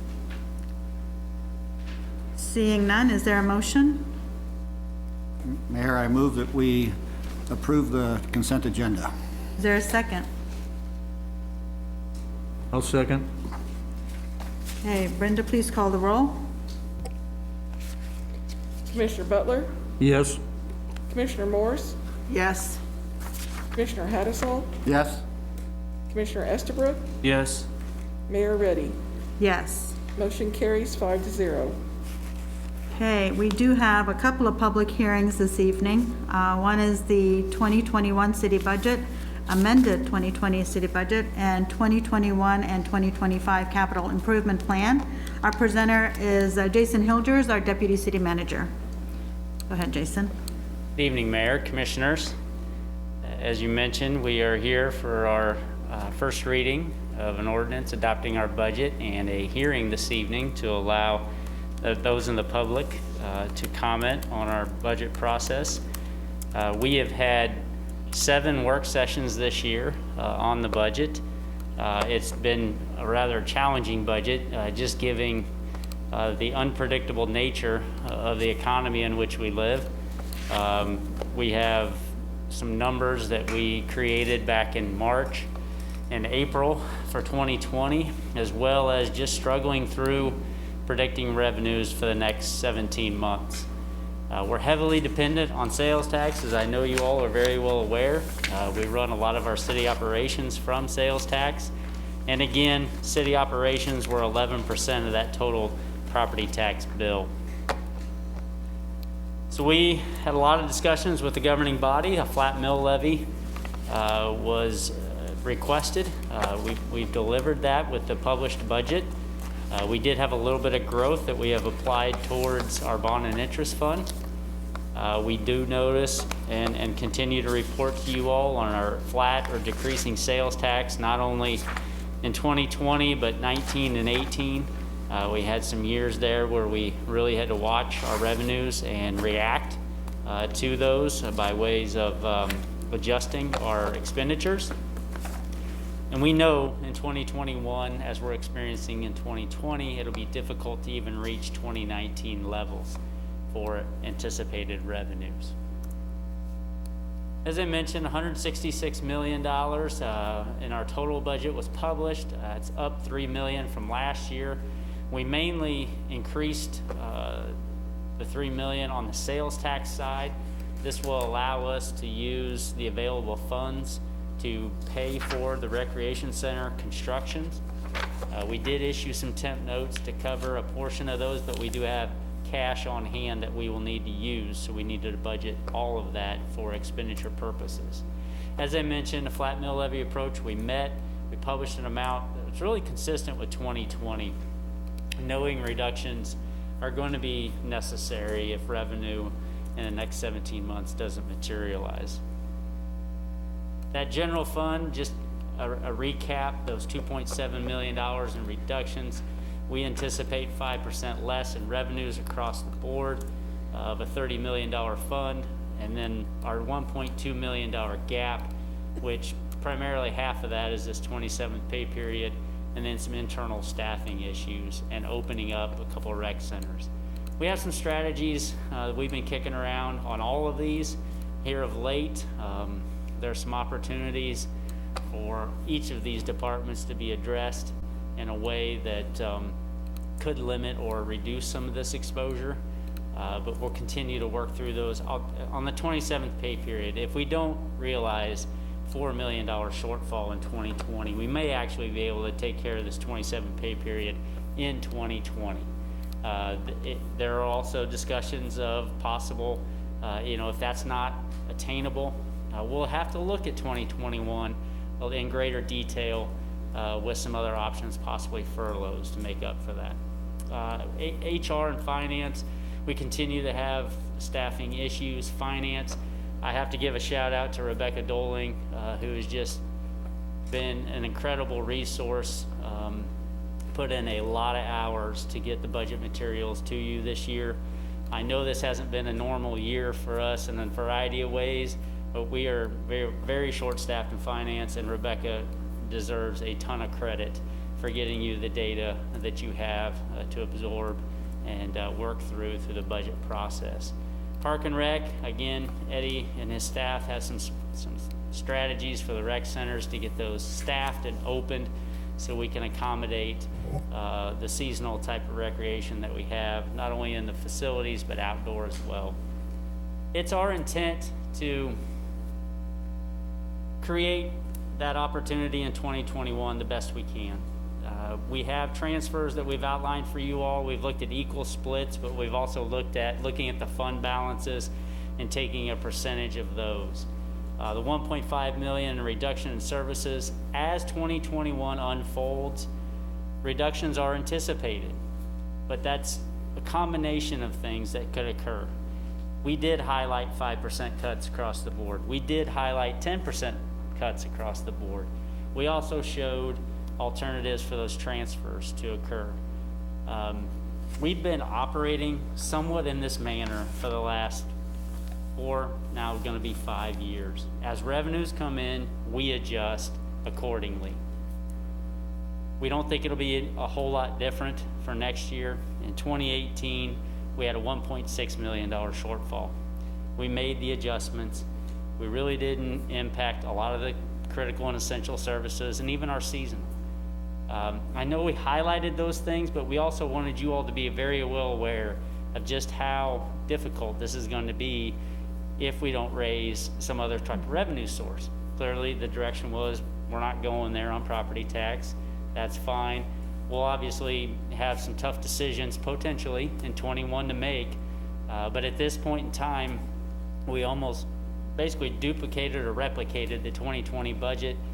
We'll watch revenues, we'll adjust, we'll make the changes that we need to accordingly. We're not here to really disrupt something tremendously. We're going to do everything we can to deliver the services that the citizens want. But we'll be back next year talking to you all probably in a very similar tune of just, you can do this for so long, but you're starting to raid other funds. You're starting to put pressure and a lot of stress on staff in accommodating these services that we continue to provide. Commissioner, travel, we talked a little bit about 2020 travel. We talked a little bit about 2021 travel. It's an area that we could obviously save over $20,000 in doing so, just on the commission side and the city manager's office side. We highlighted those cuts in our reductions for the city manager's office as well. I just bring it back up because I know it was a talking point at one of the meetings. The transient guest tax fund is something that we're going to need to get a grip on how we're going to, if we are going to make that up. You know, the CVB predicted a 30% drop in revenue. That's $600,000 less. CVB's budget came in basically $400,000 less than they $400,000 less than they normally do. The remaining entities would have to absorb that $200,000 if we just went on a percentage basis. We showed you all this before, but this is what those 2021 budgets would reduce to in order to get that $205,000 loss in revenue. There's some significant drops here that we, from a debt standpoint, most of these would need to be replaced from some other source. From a program standpoint, you're going to have entities up here suggesting other sources as well in order for them to continue to operate. Maybe not all of them, but some of them for sure.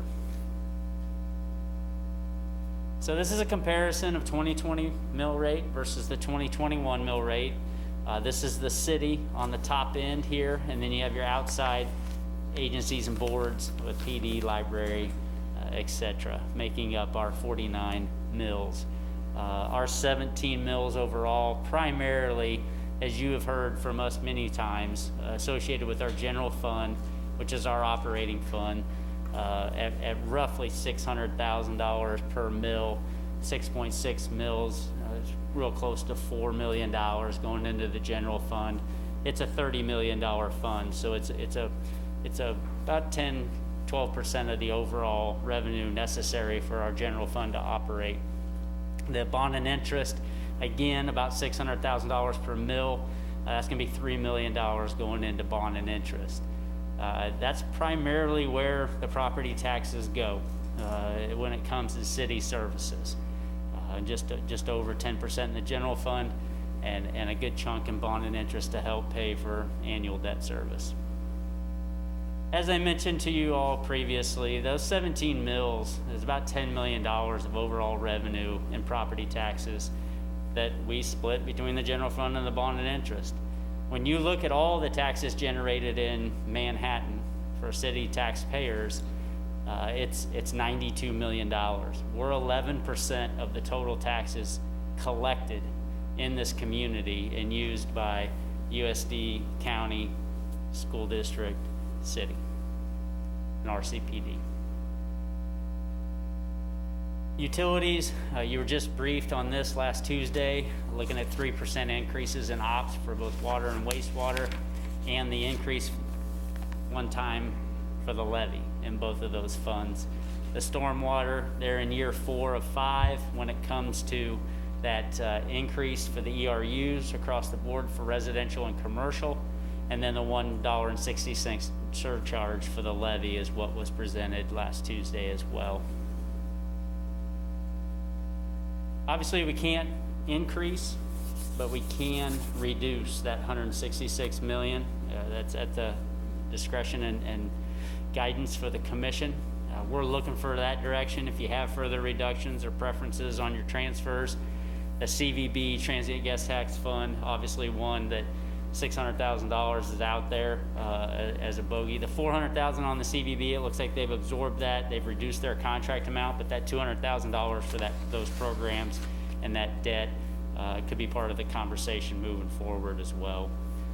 Second reading is 2 weeks from tonight. And I again would welcome any questions or feedback you have this evening on our 2021 budget. This is Mayor Reddy.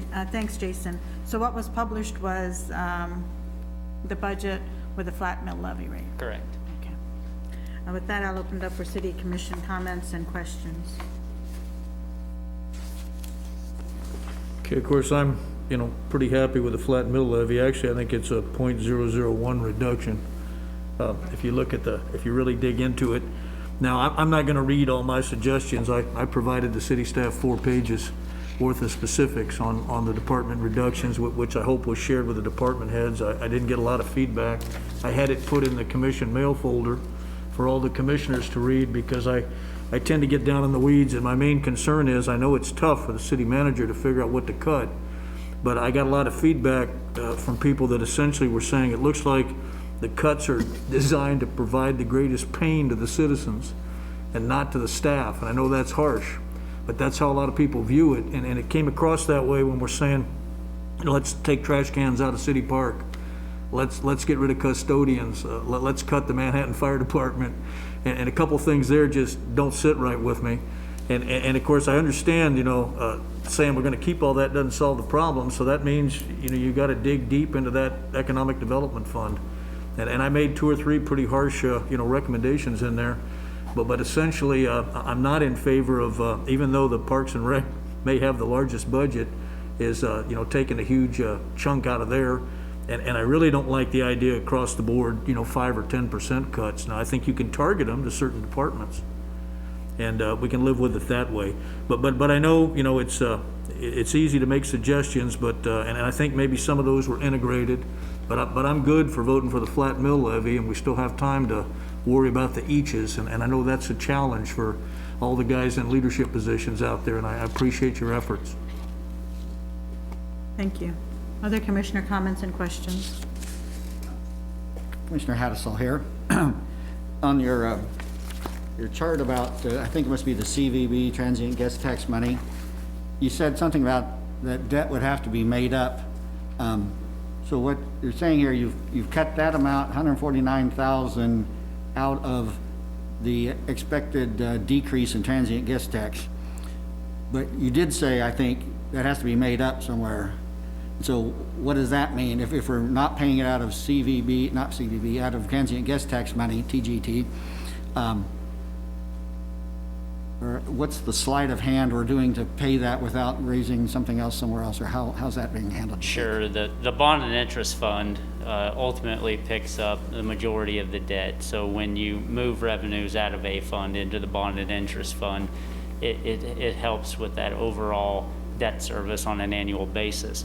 The existing conference center, Annenberg, which is the turf at both the baseball fields, softball fields, and the soccer, as well as the state, those two top ones are definitely in the bond and interest fund. The conference center expansion was our attempt to stockpile some money and buy down some debt in order to relieve that annual debt service payment in the future. That can still occur, it just may not be as much. The state STAR bonds, $90,000, we have one more year of 2021 payment. We can pull that out of a variety of, we can go right back into the bond and interest fund if we need to. We did put some growth in from this year into the bond and interest. That could be a source. We could obviously go to the EcoDevo fund if we absolutely need to on that 27 grand. But from that perspective, 27 is probably the bogey that we need to go find that somewhere. It could be multiple sources. The existing conference center and the Annenberg payments could be absorbed into the bond and interest fund. There's capacity there too. Hattasol again.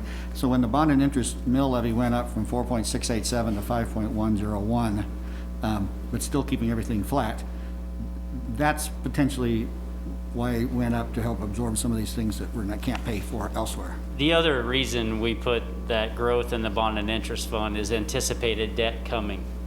Okay. There's a wall of debt coming. I mean, we got some coming off, which we've seen over the past couple of years.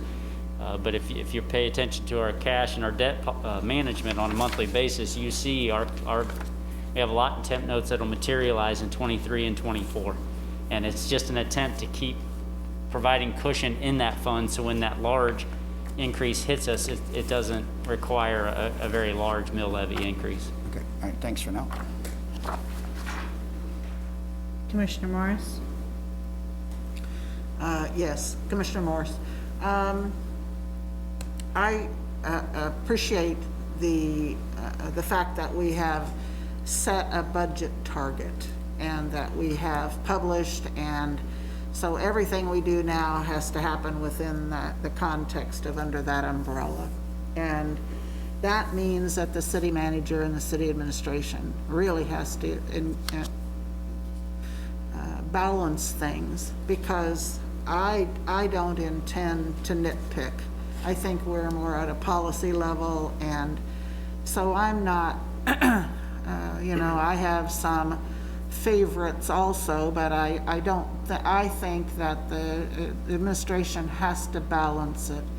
And I do think we are planning and should be planning for the flat property tax this year and the mill levy and sales tax to drop. It's just a matter of how much they drop. And it looks like this month, we just got a report, or the state maybe, anyway, it was 4%, and it was kind of a surprise that it wasn't more, which is good news, but it was 2 months ago, so this is August, so that would have been, is that May or June? May. May, see. But K-State had closed back in March, so the fact that May was only 4% down, I really am appreciative that the internet sales tax that we now call compensating use tax is reporting in and growing each month. I think that it matters to our local businesses. Those internet sales companies need to pay the taxes here in order to sustain our communities and not just be a price reduction or cancel out the shipping costs or something for the big national companies. So I'm really pleased that that has worked out. I would really like to find still a big project or a large purchase of some kind. I still, so that is the top of my list at least, because that would help us balance some of these other smaller items that collectively, but if we're going to have these big this big debt in the future, in 2 years, I guess 2023, we're going to have to prepare for that too. And we can't just wait and say, oops, surprise. That's kind of how we did that conference center payment that time. Hey, you got $500,000. It's got to come from somewhere. And I don't want to do it that way. I think we need to plan better, and we need to be on board with that. I don't have a magic answer. I was happy to hear you say that you thought you could do the 27th pay period this year, or at least accommodate, have it maybe as a holdover so it's easier to pay it in 2021.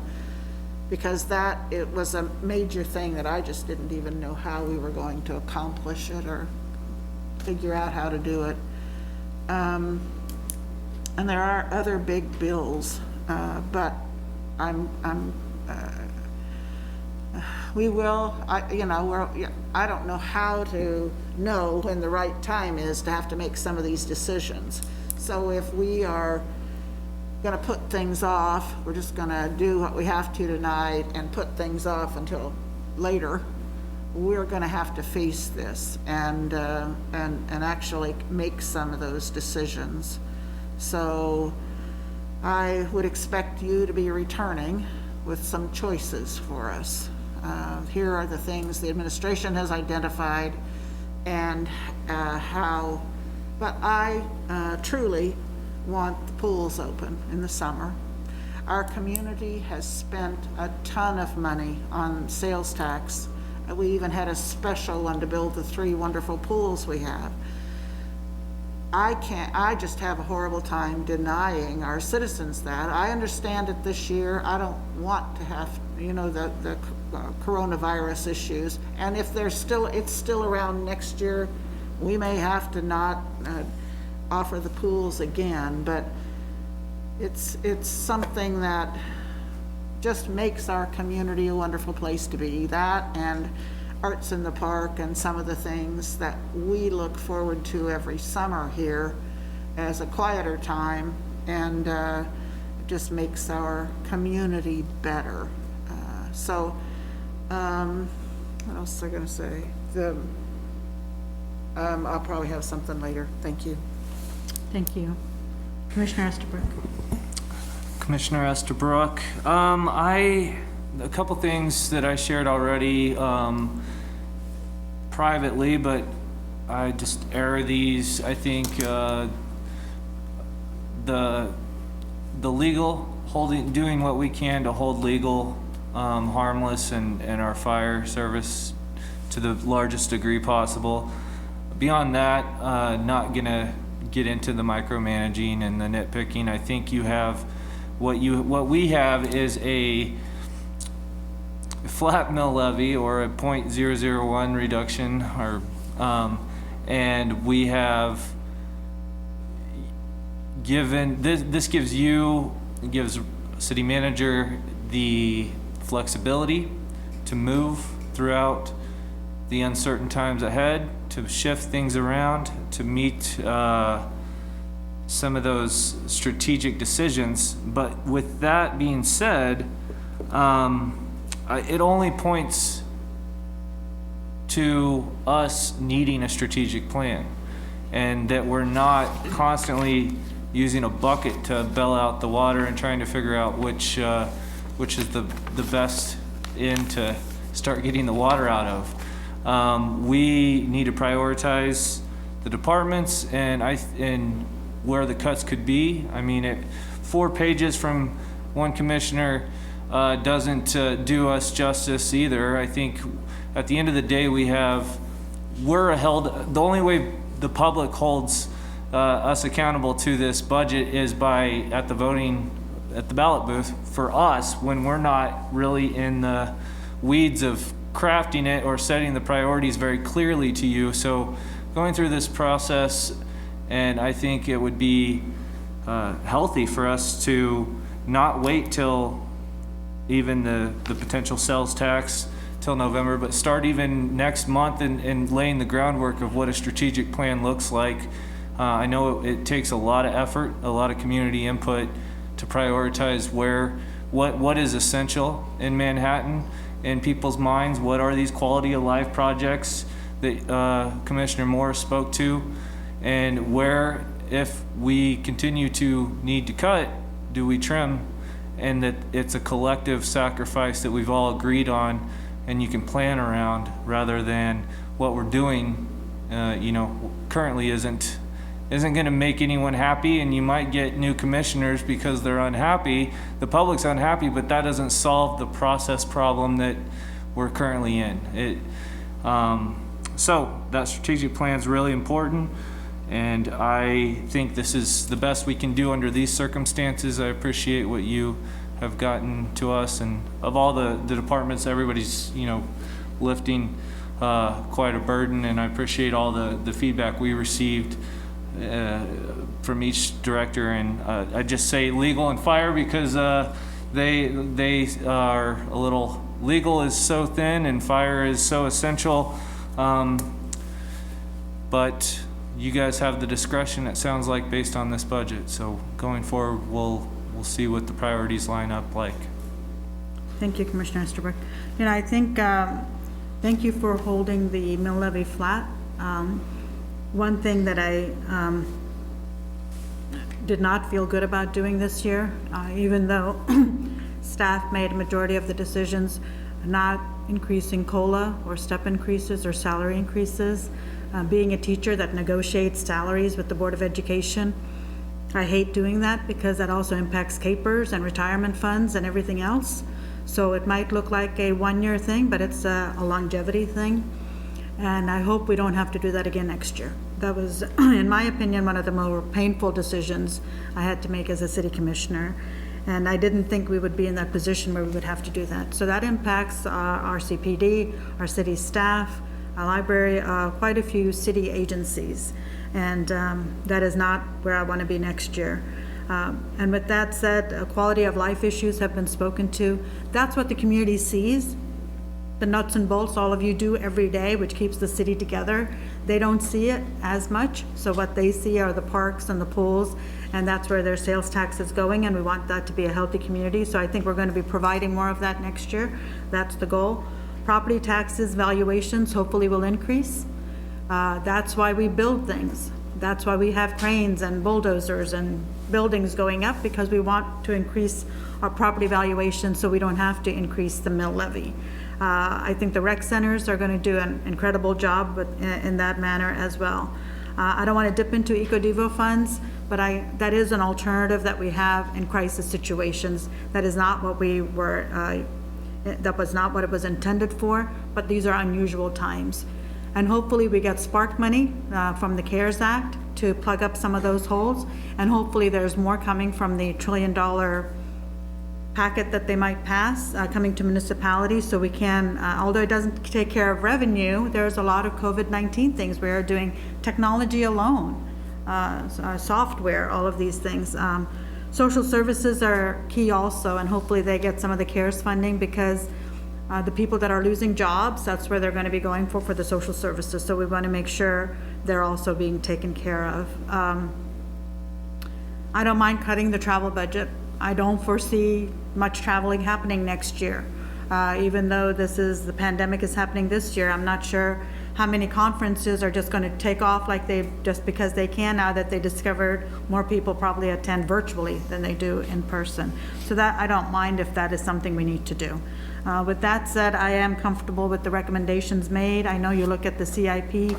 I do think we need to look at our projects a little bit closer, see if we can slow a few of those down. There are some obligations we've already made, but in those areas where we haven't obligated yet, but we've made a verbal commitment, I think it's worth taking a second look and moving those timelines a little bit further. Not that they're not on docket anymore, but just considering the timeline, extending that. For example, the airport, whatever it might be. Some of those things we need to reevaluate. But that said, thank you. Thank you and city staff and Ron for working so hard on this. I know how hard all of you work, and I know how little vacation you've been taking, or working even during vacations. So thank you once again, and it's going to be a tough year, but hopefully I'm optimistic about the future. And I think that's the way I want to see the city of Manhattan is still growing. Commissioner Hattasol. Just at risk of becoming Commissioner Butler's less favorite commissioner here, I would propose that we perhaps set aside $1,000 per commissioner under the travel thing for conferences, hotels and stuff like that, simply because, first of all, $1,000 ain't gonna take you very far. And so if there's a conference that somebody really wants to go to, they would end up having to pony up some of the money themselves, most likely out of their hefty commissioner salary. And the other thing would be is that if, I always find that I travel, I've got a pile of different kind of hotel points, and I've got a pile of airline points with various, and so so for $1,000 could get me a Washington DC AUSA trip, which I've gone to numerous. I've even paid for myself out of my own pocket and gone to them because I thought they were so valuable. But yeah, I can understand, yeah, not doing 20,000, but saving a little bit in there, and then I don't know, the city manager, give him $1,000 too or something, or just simply because there are some things that are of value, but if anybody was going to go and do something with it, they would have to come out of some money out of their own pocket. Now, that shouldn't be the way for city staff, but as far as for the commissioners, just something to, if there's something that fairly important that they feel like they want to go to, I would like there to be a small amount of money, cap it, and so that there will be a certain commitment on the part of the commissioner to, if they want to go themselves, but help with maybe, I think that National League of Cities, the dang registration fee is $650 for some crazy amount, and so the other $350 doesn't take you very far. One night hotel in Washington DC, and you're done pretty much. So, so it would really make us think hard. You might be able to get out to Boulder for a state for a university cities meeting, and back for $1,000. But before we just completely zero that out, at which time we never go anywhere ever again, because it'll be hard to get that stuff back into the budget. I would be interested in trying to maintain a small amount there, knowing that that's not going to be enough to actually pay the whole way for something, but help with it in case somebody, a commissioner or mayor or somebody, really feels strongly about attending something. Right, yeah, thank you, Commissioner Hattasol. I didn't mean like take it out for good. I just meant for like next year. The reason I say that is there's a lot of individuals that have been on the city commission, myself included, when I was on a teacher's income, and you want to go to those conferences as mayor or city commissioner, but like you said, you can't afford it. But at the same time, it's so important to be, Manhattan to be represented, because you miss out on not only networking, but things that we can really bring back to the city. So I didn't mean for it to be good, gone for good, because I think any commissioner, and often if we want young working individuals to run for office, they often don't have the disposable income to go to conferences. So this is something you're doing as a duty as a city commissioner and representing the city. And as you know, there isn't this party time or socializing or touring and all of that. You're really involved in all of those sessions. So that's just a brief comment to that. And it's really nothing at the end of the day. I'll speak real quick. As the person that was pretty much against giving up our pay and made that change, I would have to push back on Commissioner Hattasol on that, and then say, if we want to go somewhere, we can find a way. This budget year is not the right year for that. So I'm not your audience here, so I guess For next year, we can. For next year, yeah. I mean. And the year after that, we can decide again. we would come back in the next budget year, but this isn't the right time, especially with all the other cuts, yeah. Hopefully, we were helpful, Jason. Do you have, Commissioner Morris? Oh, I was just going to say with travel, I think at a past meeting, I agreed to zero out my support to zero out the commission travel for 2021, next year. And so that's not a forever statement, but if I want to travel, I'll pay for it. And I'll be more, judicious. We may not travel. But just to weigh in on that. Okay. Yes, Commissioner Butler. Yeah, I just want to make just one last comment, and that is, the briefing we got last time, where we had all the various departments have these horrendous cuts in there, You know, I'm not in concurrence with those. That's why I wrote the 4-page memo. I hope those of you that had the time could read it, but I got down into that level because I feel like the commission does not do a good job of giving specific guidance to the staff on which way we want to go. And the idea of just delegating it out and then getting upset about what we've delegated later troubles me. You know, because if you empower somebody and say, Ron, you have the authority to do what you want to do, and then we second guess it a week later, that's not good. So that's why I go out of my way to make it clear, because I want to be sure the staff understands where I'm coming from. You don't have to agree with me, but at least you know this is my direction and I'm probably not going to change it. And I hope that helps you make those tough decisions you got to make. Yeah, I think, is there any other commissioner comments? Public comments on the budget? This is where I would like to see a room full of people, but.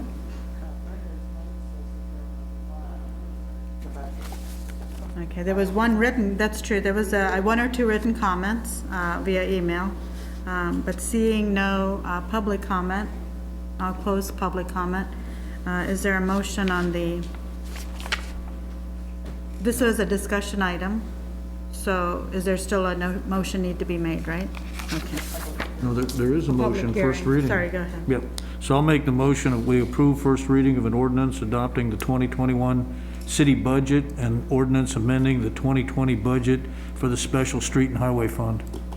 Second. Brenda, please call the roll. Commissioner Morse, Yes. Commissioner Hattasol, Yes? Commissioner Estabrook, Yes. Mayor Reddy, Yes. Commissioner Butler. Yes. Motion carries 5-0. Thank you. Next public hearing agenda item is Blueville Addition, Unit 2, Transportation Development District. Rob Ott, our Director of Public Works, will be presenting this evening. Good evening, Rob. Yep. Good evening, Mayor, Commissioners. Rob Ott, Director of Public Works. Tonight is a public hearing for establishing a Transportation Development District for Blueville Unit 2. Previously, in 2016, you approved a TDD that helped go towards West Anderson widening, but that was only on one lot. That one lot was on the southwest quadrant of the existing facility, the nursery that's over here. And then, as I mentioned earlier this year, a plat was approved by the commission designating scenic right-of-way. Plat designates future right-of-way for the realignment of Wildcat Creek Road to a line of Cumberland Road. And tonight's petition is adding everything of Lot 2 and Lot 3 as well into a transportation development district towards West Anderson project. The transportation development district would add a 0.5% to the sales tax. It would be in effect for 20 years. And basically those revenues and collection of those sales tax would then go towards retiring the debt for West Anderson. Let's see, if the commission concurs, a public hearing date should be set. And if there's any questions. Okay, thank you, Rob. Any questions for Rob? Is there a TDD on the buyer property where the Shop Quick is and such so far, or was that not envisioned at the time? I believe there is one that is in place there as well. In fact, you could basically say what the one property I don't remember, Commissioner, and maybe Jason, you remember, we got that as well. So all 4 quadrants of that intersection have transportation development districts in place. Good. So if anybody ever wants to develop a rock pile, that one's covered too. So, in the corner there, so. All right, okay, just want to make sure that sort of everything was included, so it doesn't give an advantage necessarily to one property over the other sales tax rate price. Now certainly the established or existing, they're all medical facilities, they're medical offices and so forth. I don't believe they have a TDD, nor do they have, they're not a pharmacy, they're not selling components, they're certainly providing much needed services to the community though. Mayor? Commissioners? Linda Morse, City Commissioner. Rob, if that use changes, You might turn your mic on. I did. She did. Oh, did You you? might need to speak in a little. Oh, Yeah, I can't. can't get there much. If that, I know that medical offices don't have sales per se. They provide services that aren't subject to sales tax. If that use changes over time, of course, the medical center hasn't changed, and so this probably wouldn't, but we would have no ability to exercise that sales tax prerogative there, right? My understanding on transportation benefit, I'm sorry. TDD. TDDs, the property owner has to petition the city to create it. Okay. I do not believe, and Jason, you correct me if I'm wrong, I do not believe there's a mechanism in which the city commission can impose one. Is that right, Jason? Later, okay. Yeah. It is not the same set of state statutory laws as benefit districts. Okay, Okay? gotcha, thanks. It's good to know.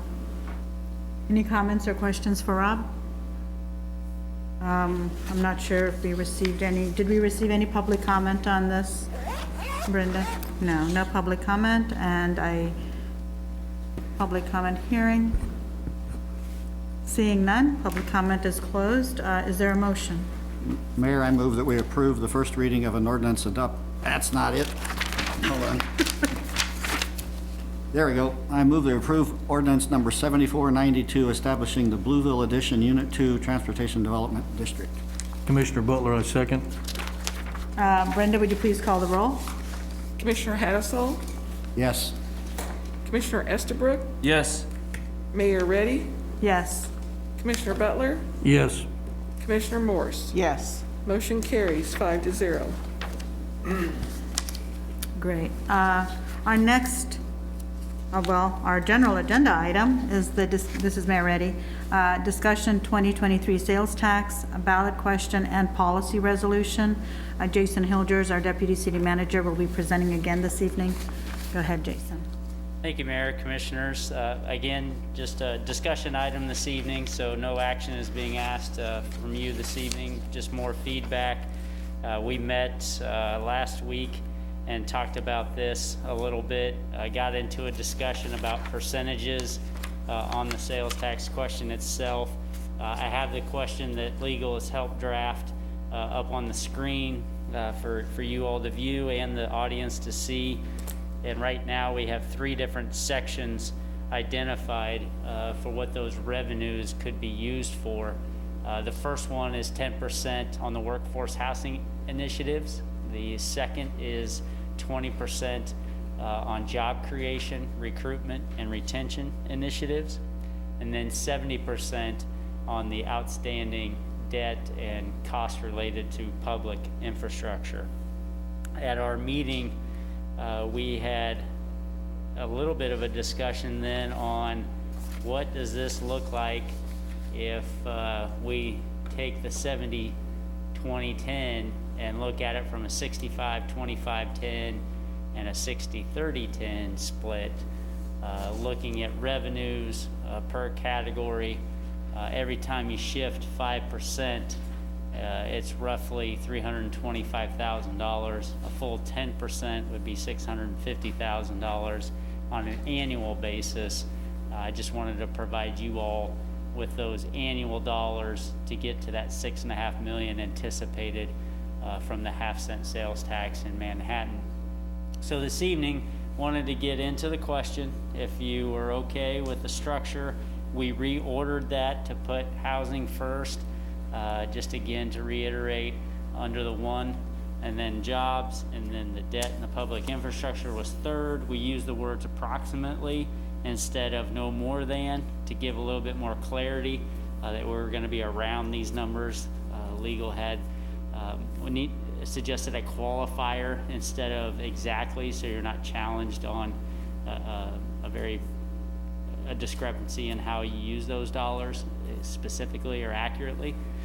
And then we got into a little bit of the conversation on the percentages. So again, looking for feedback on the question as we've drafted it, and then we can obviously substitute the percentages however the majority feels like they'd like to go for the commission, for the ballot question.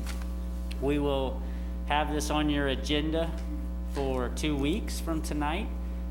If you desire to keep moving forward, August 18th, that would be in a resolution format that would have the question and then the appropriate documentation to submit to Riley County by September 1st to be placed on the November ballot. So I'd be happy to answer any questions or provide feedback on this item, Mayor. Thank you, Jason. When you say ballot question and policy resolution to give to the county, the policy resolution, they're not voting on a policy resolution. All they see is this question, right? So the ballot question resolution is what is referenced in the memo. If the commission desires to adopt a separate policy resolution, which it did no to in 12, primarily because it was part of a county question and we needed to further define how we were going to use it for economic development purposes.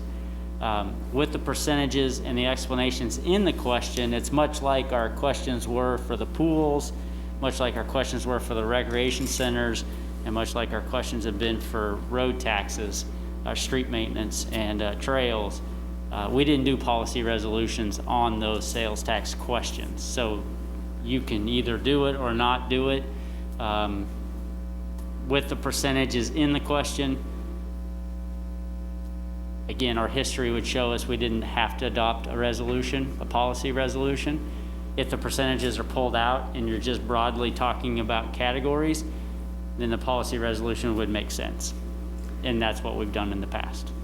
Yeah, I think, Mayor Reddy, I'm comfortable, I think we're going to discuss the question itself, but I would also be comfortable having a different resolution to give a clear definition of what workforce housing is, and we discussed the advisory board and all of that.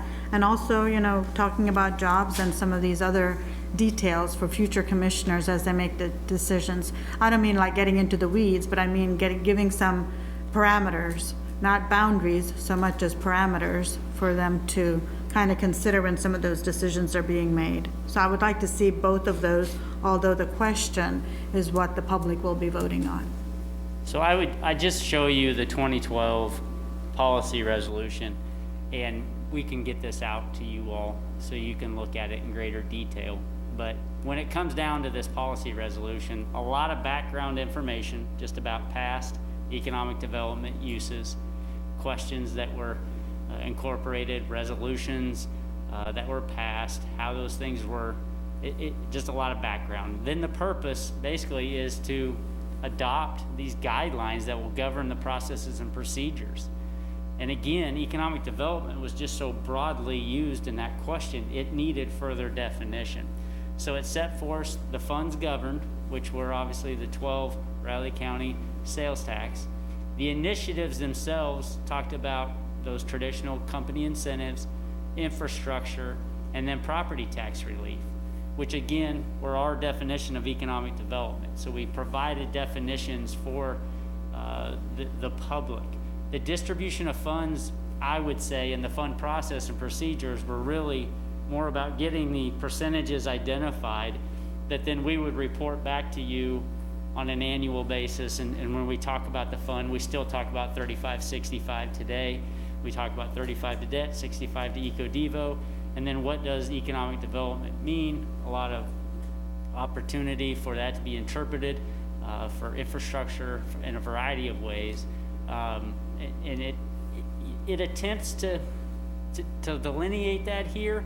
But again, there's just a lot of discretion at the commission level, even with this policy. Right. The policy itself, it isn't all that long, and it somewhat just repeats what's in the question. But for this question in particular, the distribution of funds, which really identified the percentages, and these three definitions of economic development were necessary at that time with that question. And that's the challenge we have in front of us. It doesn't necessarily have to even be decided tonight, because if the question is pursued, the governing body could pass a policy resolution on the 18th of August, September 1, September 15th, something in advance of the vote would make sense if you want to keep working on that and massaging it.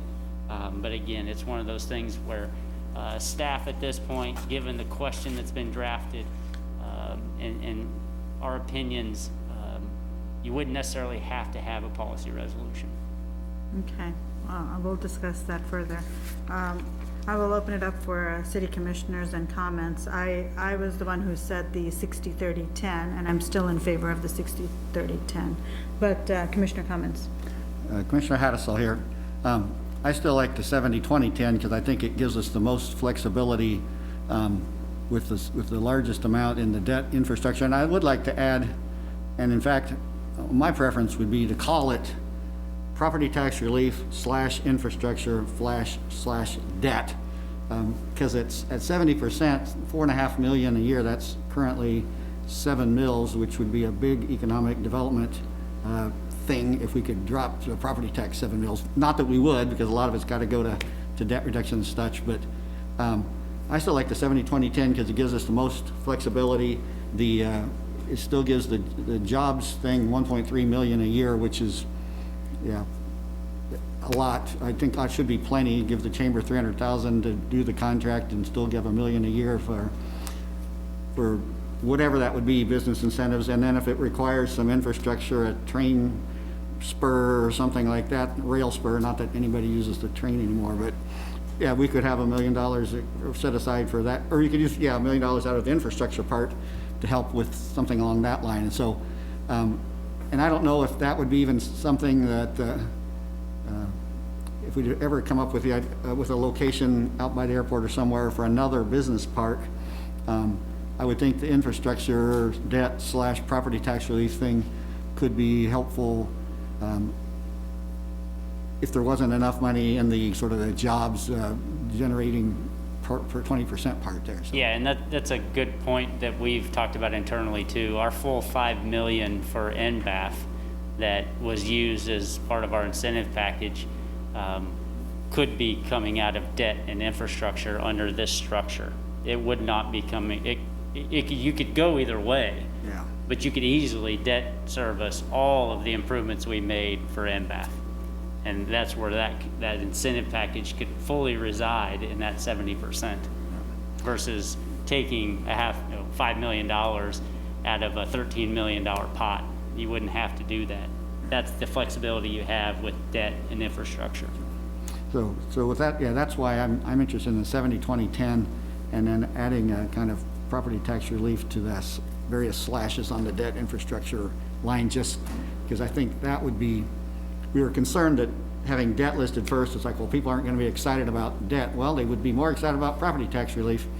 And so I think we'd like to include that. And if we're going to talk about, make it first of those three things. And while housing is important to Commissioner Estabrook and a certain percentage of the population, there's a certain percentage of people aren't interested in the government being involved in the housing thing too. So having it first is going to have some attractors and some detractors, but I'm willing to keep that first because we need everybody as much as possible on board to help get this thing passed, and if that helps the housing people to love it and vote for it, that should be and then provide us with some means to do some things, whatever those things might be. So I like the 70-20-10, and I would like to maintain the flexibility of not having a further defining resolution with 70-20-10 and the explanation we have there. That will still provide the commission with some flexibility, but also keep some guardrails that we don't wander off into the weeds and try to spend it on something that nobody envisioned back in 2020. Okay, I concur with what Commissioner Hattasol said. I think makes sense. I've always liked the 70-20-10.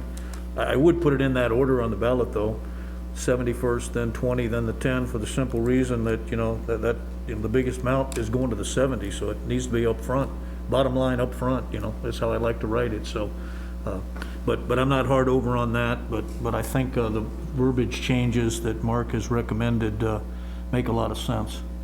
And I'm not sure we need a resolution, but if we want to go there to try to put in definitions, we don't need to get into percentages. That probably couldn't do any harm.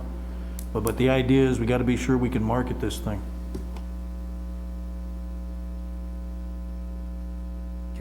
Commissioner Estabrook? Mayor?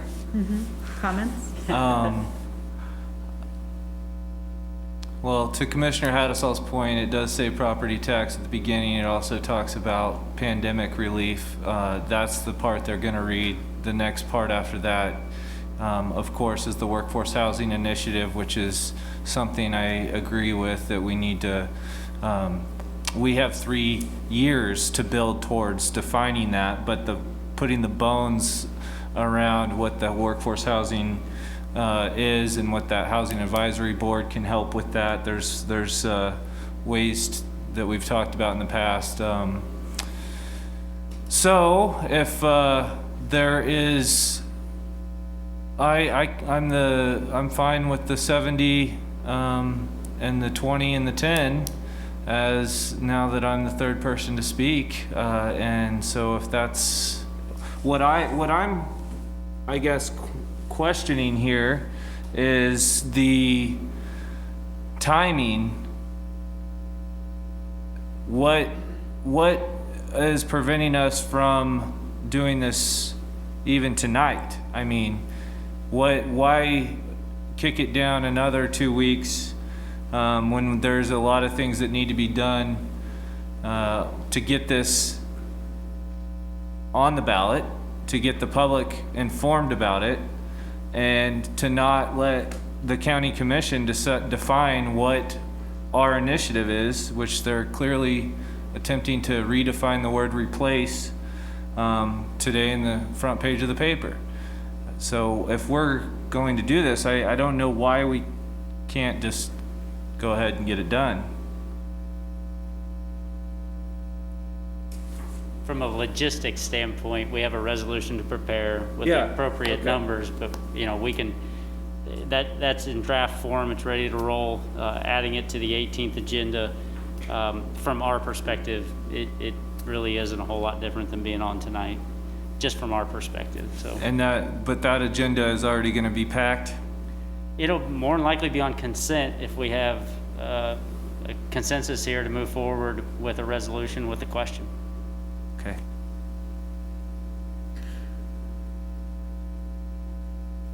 Which means it would go through with one reading on the consent also, with what we also decided. Yeah, So it's a that resolution. streamlines it pretty good. It's a resolution too, so it's not an ordinance, so it just one consideration. Linda Morse, I originally favored a 65, 25, 10, I think at the last time we met.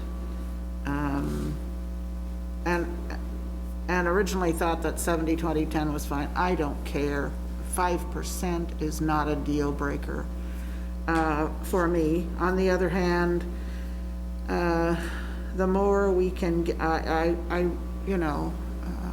we certainly cannot market this as an economic development tax like we did this last one. And so I want people to be careful that the marketing is on track with what it really is. I do like the idea of a resolution, accompanying resolution that's separate, doesn't have to be done till the tax goes into effect probably, or I'd like to do it sooner so that we don't lose the track of the interest that the commissioners have in having a resolution, because we'll have another election next year and, things bigger, smaller than this get lost. So, but I think it's important that we define some things. And we've had questions about, with this current tax, about what is economic development. And I'd like to settle those things so that the intent is clear. And I am really concerned and anxious about the marketing. Having the last sales tax defeated, I want to go along with this because for the betterment of our community, I think the fiscal issues we have are looming, are significant. this isn't gonna fix them all even. There's not enough money here. We have a levy, a $10 million investment in a levy we have to fix. And we haven't even talked about that. So there are infrastructure issues that we have. I think it's going to be a tussle when you just lump debt and infrastructure together in one little definition, to have infrastructure not take over the debt part. And so that's why I want some kind of a definition for what it is that we're seeking. And I can live with 70-20-10. I'm not,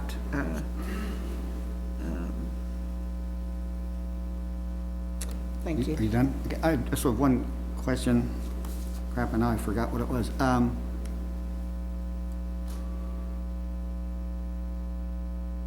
Yeah, I'll come back, You can interrupt me. Can I ask real quick a clarification? So, right above the recommendation, I don't know if that's the page you're on. Sorry, I'm in my. Okay, so we have August 4th. Wait, I lost my place. Too. Thanks, Commissioner Hassel. Go down a little bit. Okay, so replaces the county tax. There's nothing wrong with that statement, right? It is an accurate statement that this would replace the county tax. It does not renew, and it would replace in that sense. Yes. And that's why we pointed out in our language that the city of Manhattan taxpayers are paying a half-cent sales tax today that is going to the county, that is being redistributed for roads and bridges for their purposes, for economic development, for ours. We are basically saying as a city, we no longer want to participate in that question. Right. We want to form our own question. Half-cent sales tax takes effect at the end of December of 2022 when that tax expires. Nothing prevents the county from going with their own tax on their own purpose, but it is no longer the joint purpose of the city and the county. I understand that. Just wanted to make it clear that it replaces, and also I think this creates better outcomes, in my opinion, the policy outcomes. So it's a replacement with better policy outcomes. I think it is which entity, the city or the county, which one you're speaking for or perspective you're coming from. If you live in the city, it will be a replacement. If you live in the county, it's not a replacement. They're going to have to go their own way and create a new sales tax. So it's just a matter of semantics, but I don't think it's a good idea to be pointing fingers. And I listened to the county commission meeting yesterday, and just is pretty negative overall, and we have to act in the best interests of the government units we're representing. And I can stop there. I think one thing I would just point out, in 2011, the city started to pursue a quarter-cent sales tax and wasn't interested in renewing with the county. We got into a debate, and the county basically had language. There was language in the O2 ballot that required the question to be asked again, required it to be renewed. That was challenged. County ended up going and getting an AG opinion. Our attorney staff didn't necessarily agree with the AG's opinion, nor the county. But at the end of the day, we agreed, let's go with the renewal. But we had worked for almost a year on going separately and generating a quarter-cent sales tax. I looked at the question today, it's eerily similar to what we're doing, but that was a debate, and we got crossways with each other. The county wanted us to come along. We didn't necessarily want to be hand in hand, but at the end of the day, given the AG's opinion and our discrepancies legally, we put those things aside and went with the renewal. soon thereafter its adoption, we made it clear that 2022 wasn't going to be the same. I mean, that message was delivered 8 years ago. And we've been talking about it differently since, you know, even as recent as January and February about the city doing its own thing. So these aren't new conversations. I know they seem new because they're at the headlines and they're part of what people are talking about.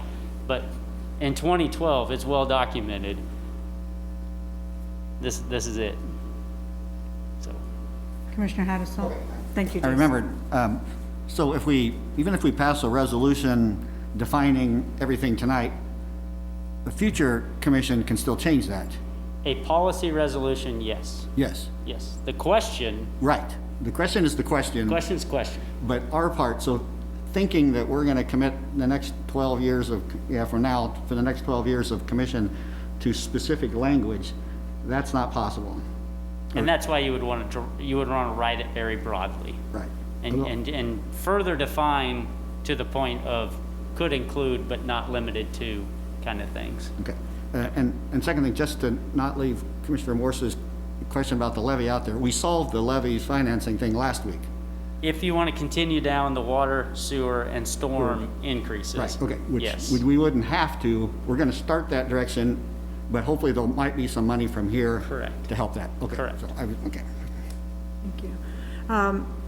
So you may not get my support this evening for this. I think from the beginning, historically, we've been speaking about this, like you said, for a couple of years. Even when Mayor Dodson was here, we had conversations, and we even had a city-county meeting, I think at least a couple of times, about the same sales tax.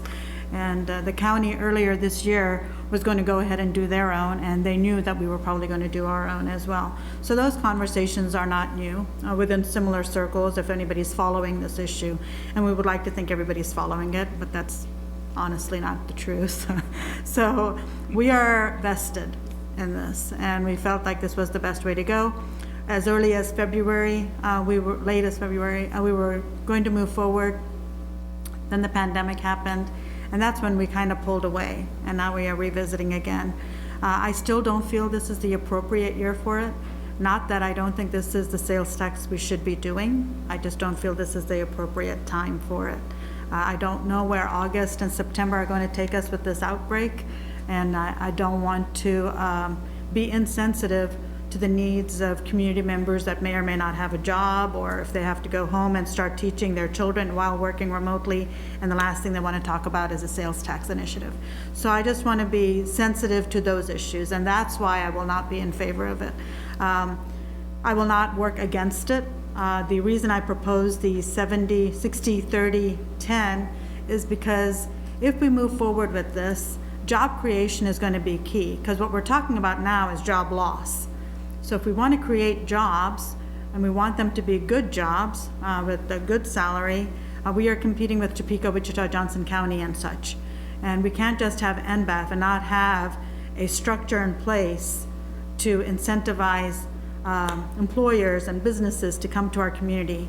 We have talent at Kansas State University, but it's such good talent that they want a job with a good salary, not just a job. And that's what we're lacking. So that's why I wanted to make it a good package for businesses to want to come to the city of Manhattan, because we are not on anybody's radar, and we need to change that.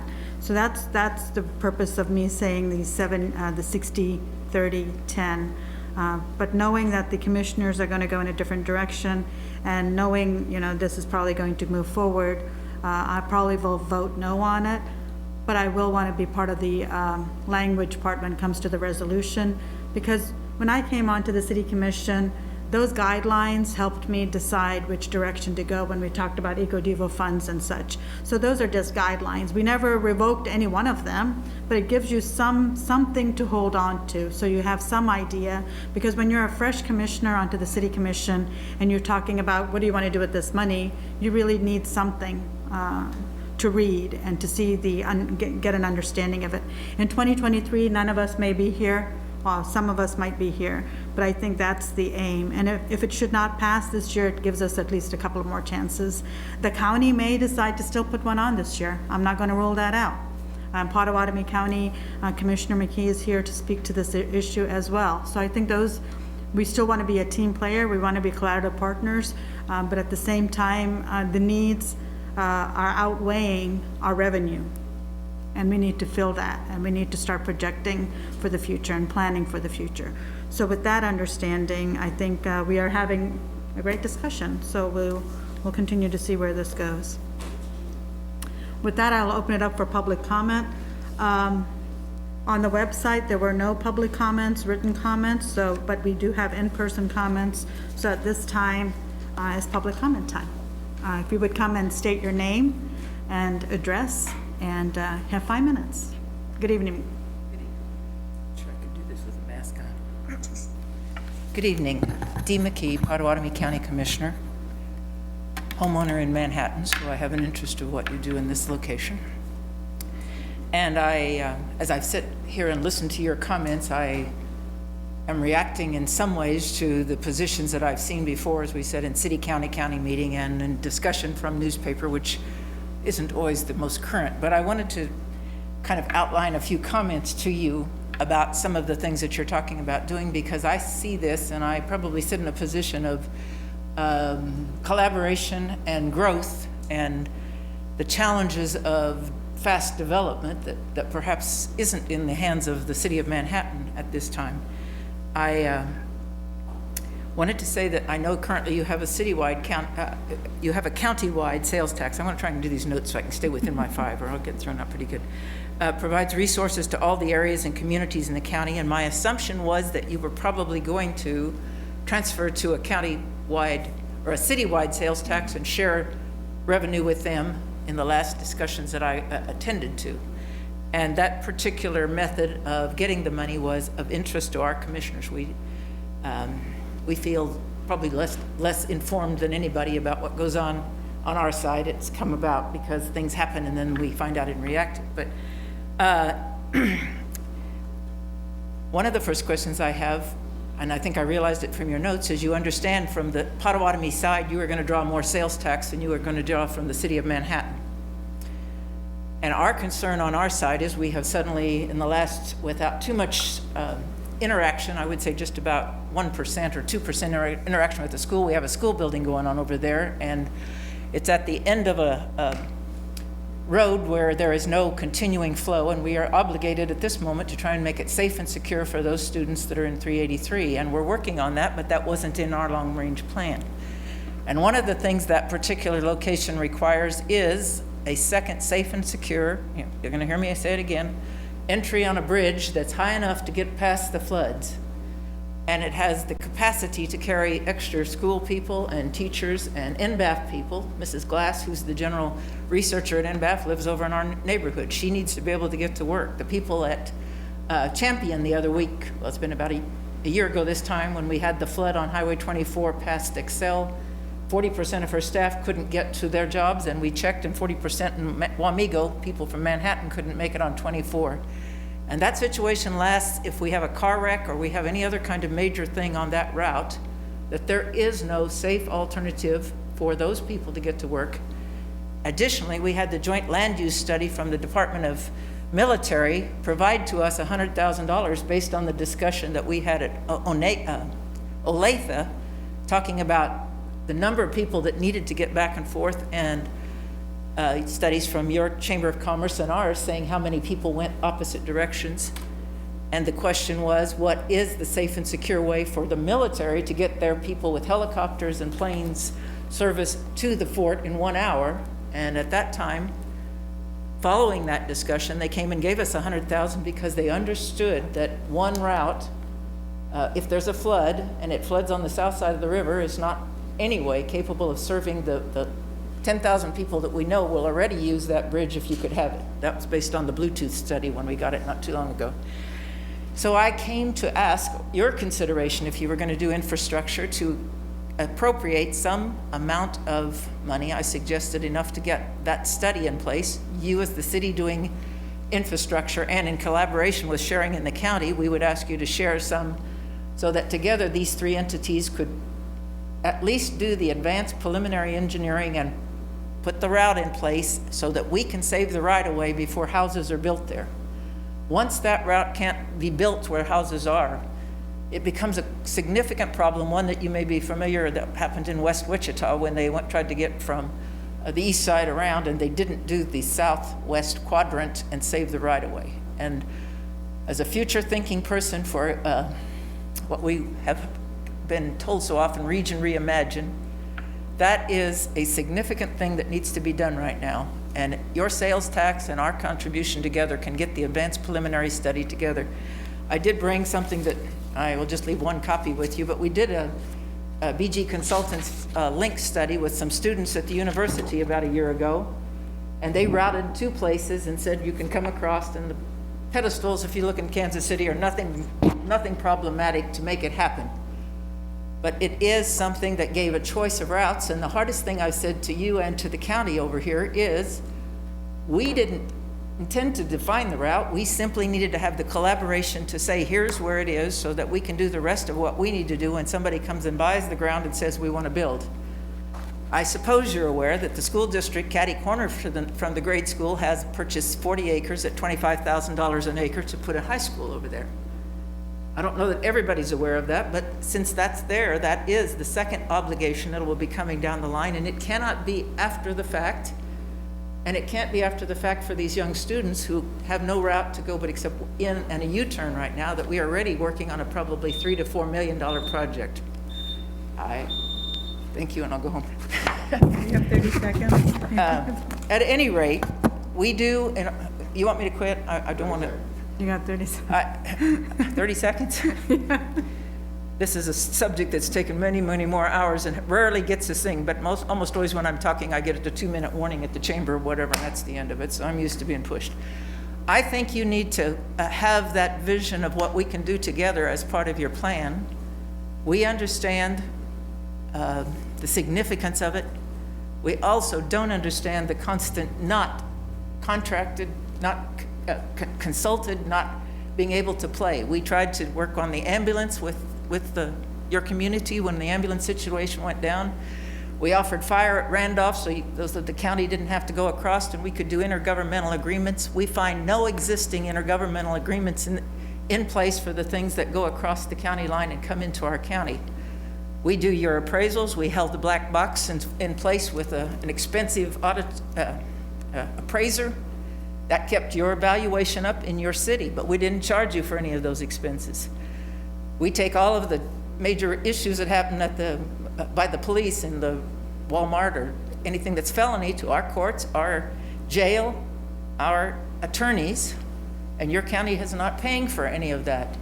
I just want you to be aware that those things have not been rubbed in anybody's face, say, well, this is awful. We're willing to work with you. We're willing to continue to find ways to do efficiencies, but it seems like the dialogue is weak. The other thing that we really wanted to do, and we're working with 5 other counties, is the dispatch across 5 counties with one setup. And the dispatch could have been a cost eliminated, and I said on the NBAF thing, said that we should have asked the federal government to help us with that. It didn't happen, but that's costing you guys $10,000 in taxpayer money, and it probably didn't have to be that way. 5 counties in Kansas City dispatched together. So we need, in order to get all of these tax things together and be the strongest growth area of the state, we need to have more understanding of how those infrastructure pieces, safety, security, and infrastructure are priorities over all of the quality of life things that come down. And on our side, we can't do much other than that because of the roads that we have to handle and the 200 bridges, and one went down again last week in the 5-inch rain. So I thank you for the time to talk, but I'd ask you to be open to the, however you settle it between the counties, to the dialogue of being able to get that advanced preliminary engineering and so on done on that bridge. I have it on the short list at KDOT. The federal government's talking about rural infrastructure building. If we're ready to do shovel ready, we will have a very good position on that with NBAF to probably not have to charge either county very much, that we can probably pull it together. And I said we would also do it with Toll Bridge if we could use the turnpike material, and Secretary Lorenz was interested in how that might work as a sample for the state. I bring these things to you because I think we can do it. We don't have to just think that there's only one way to get to the other side of challenges. So, any questions? I'll be glad to make something up. No? I appreciate, Linda Morse. Dee, I appreciate you coming this evening and making your case for this. I do have, commissioners can ask a question that will prolong your ability to speak. And I just wanted to ask you more about this high school. Is that, what district are we talking about? 383. Is going to build a high school over there? They have the ground for it. Huh. They have ground, They have purchased the ground. That's part of the, but they, that's when we start saying that maybe all the money that needs to go to certain entities in government might have not had to been spent that much. But the cost to us is, now every time we do a condemnation to do Highway 24, the cost goes up because everybody thinks that their value of ground is higher than what it actually is. It wasn't a willing buyer, willing seller kind of thing. They had the money in the school district. But those kinds of impacts, including us getting drawn into Davis-Bacon charges on finishing Highway 24, we had to rewrite that whole contract to get out of the Davis-Bacon and put no federal money in it because it cost us $1 million more. And our engineer and I said, let's get that federal money out of it and we'll do it on our money and take the federal money on a quarter of a year project, something that doesn't require that kind of so how much rates. is the APE study, this analysis? Our original thoughts could be about it could be $1 million to have it shovel-ready, designed and ready to go. So we're on appraisal value, it's a 50-50 split. If you and the county can do something or whatever else, and it could be paid over a bit of time. It was on the plan in 2003 when Lauren Pepper was the mayor. So it's not my idea, but I could just see that if these kids and their parents have to go back and forth, and the teachers and the trucks and the food and the trash trucks and everything else, and they all try to come on 24, it's going to be a pretty big mess. I'll use the word mess. I was thinking of other things, but mess came quickly. So that's part of what really needs to happen to grow the region. And I think you've heard about the Immaculata Cathedral, and that's going to grow on the other side of our county, and it's heavily financed by those people who want to be part of that group, and that will be a lot of housing and opportunities in the region for employment. And I think it's worth having a discussion at a city-county meeting for some of these issues that are well, coming up that's again. just throwing that one out. But coming back to the one I have, is there any others? I think, from my own perspective, when I think of a bridge, it would land in Riley County, a good way out of the city. That's why when you were putting the money together and sharing it with Riley County and saying infrastructure, it was a very reasonable thing to do that. There may be new commissioners that'll talk about it. I can tell you that we signed the same joint land use study that you guys did to support what the military needed in their success, and that was one of the things that they're funding a second segment of that here rather shortly. Okay. So they haven't abandoned it, and I don't think probably in our interest of keeping the fort there that it's a good idea to just forget it. Okay. Dee, All right. thank you. I won't. belabor Thank you. Thank you, appreciate it. I can leave you this little link to whoever I might have want it. it. to And Jason. I'll just say, Dee, the Commissioner McKee, I think the mayor talked about it earlier, but the intergovernmental it always falls on the commission day for Potawatomi, right? That's the one for the schools. Yeah, but we have the city-county one that. we can- Right, but the intergovernmental meeting, the what suggestion Linda was Cook going is to do a looking- doodle poll to see if there was another day, so you guys could be involved in that more. Yeah, later the same day might be the easiest. I have enough. I think K-State was thinking about that, just so you know. I think they're trying to accommodate some of that scheduling. I tell you what, I admire your staff and their ability to do all of this stuff. We're sometimes fighting the same battle, but we're not nearly as well loaded. So, Thank you. Thank you, Commissioner McKee, for coming by and speaking. If there are no other public comments. Okay, I'm going to close public comments. Thank you. Back to the city commissioners. Any comments, or is there a motion? There's not supposed to be a motion Sorry. on this. Just a discussion? Okay. Sorry about that, moving too far I ahead just want to too make fast. one comment, and that is we're not following our procedure on public comments. you know, Ron put it in the folder, we're not supposed to be carrying on debates and talking to the person. You're allowed to ask a question, though. Well, but no, that's, you might want to reread that, because the idea was they present their case and then we can research it later, but that works fine with just one person here, and I like Dee. They're allowed to But ask it's a not going to question. work real well in other meetings, and so if we set a precedent of doing that, then we sort of open the door for it. So I would just ask us to relook that We can- and try to stay with the letter of what we've passed. We can look at it, but I believe my understanding was that commissioners are allowed to ask a question, but the speaker can't have questions for all of us and debate with the others. But if we have a follow-up question. Right. Either way, we can look into that a little bit more. Jason, do you need anything else from us? Okay. You did thank just you. fine. You didn't do anything. You didn't do anything. If there are no other commissioner comments or questions, I can adjourn the meeting. Okay. Thank you all.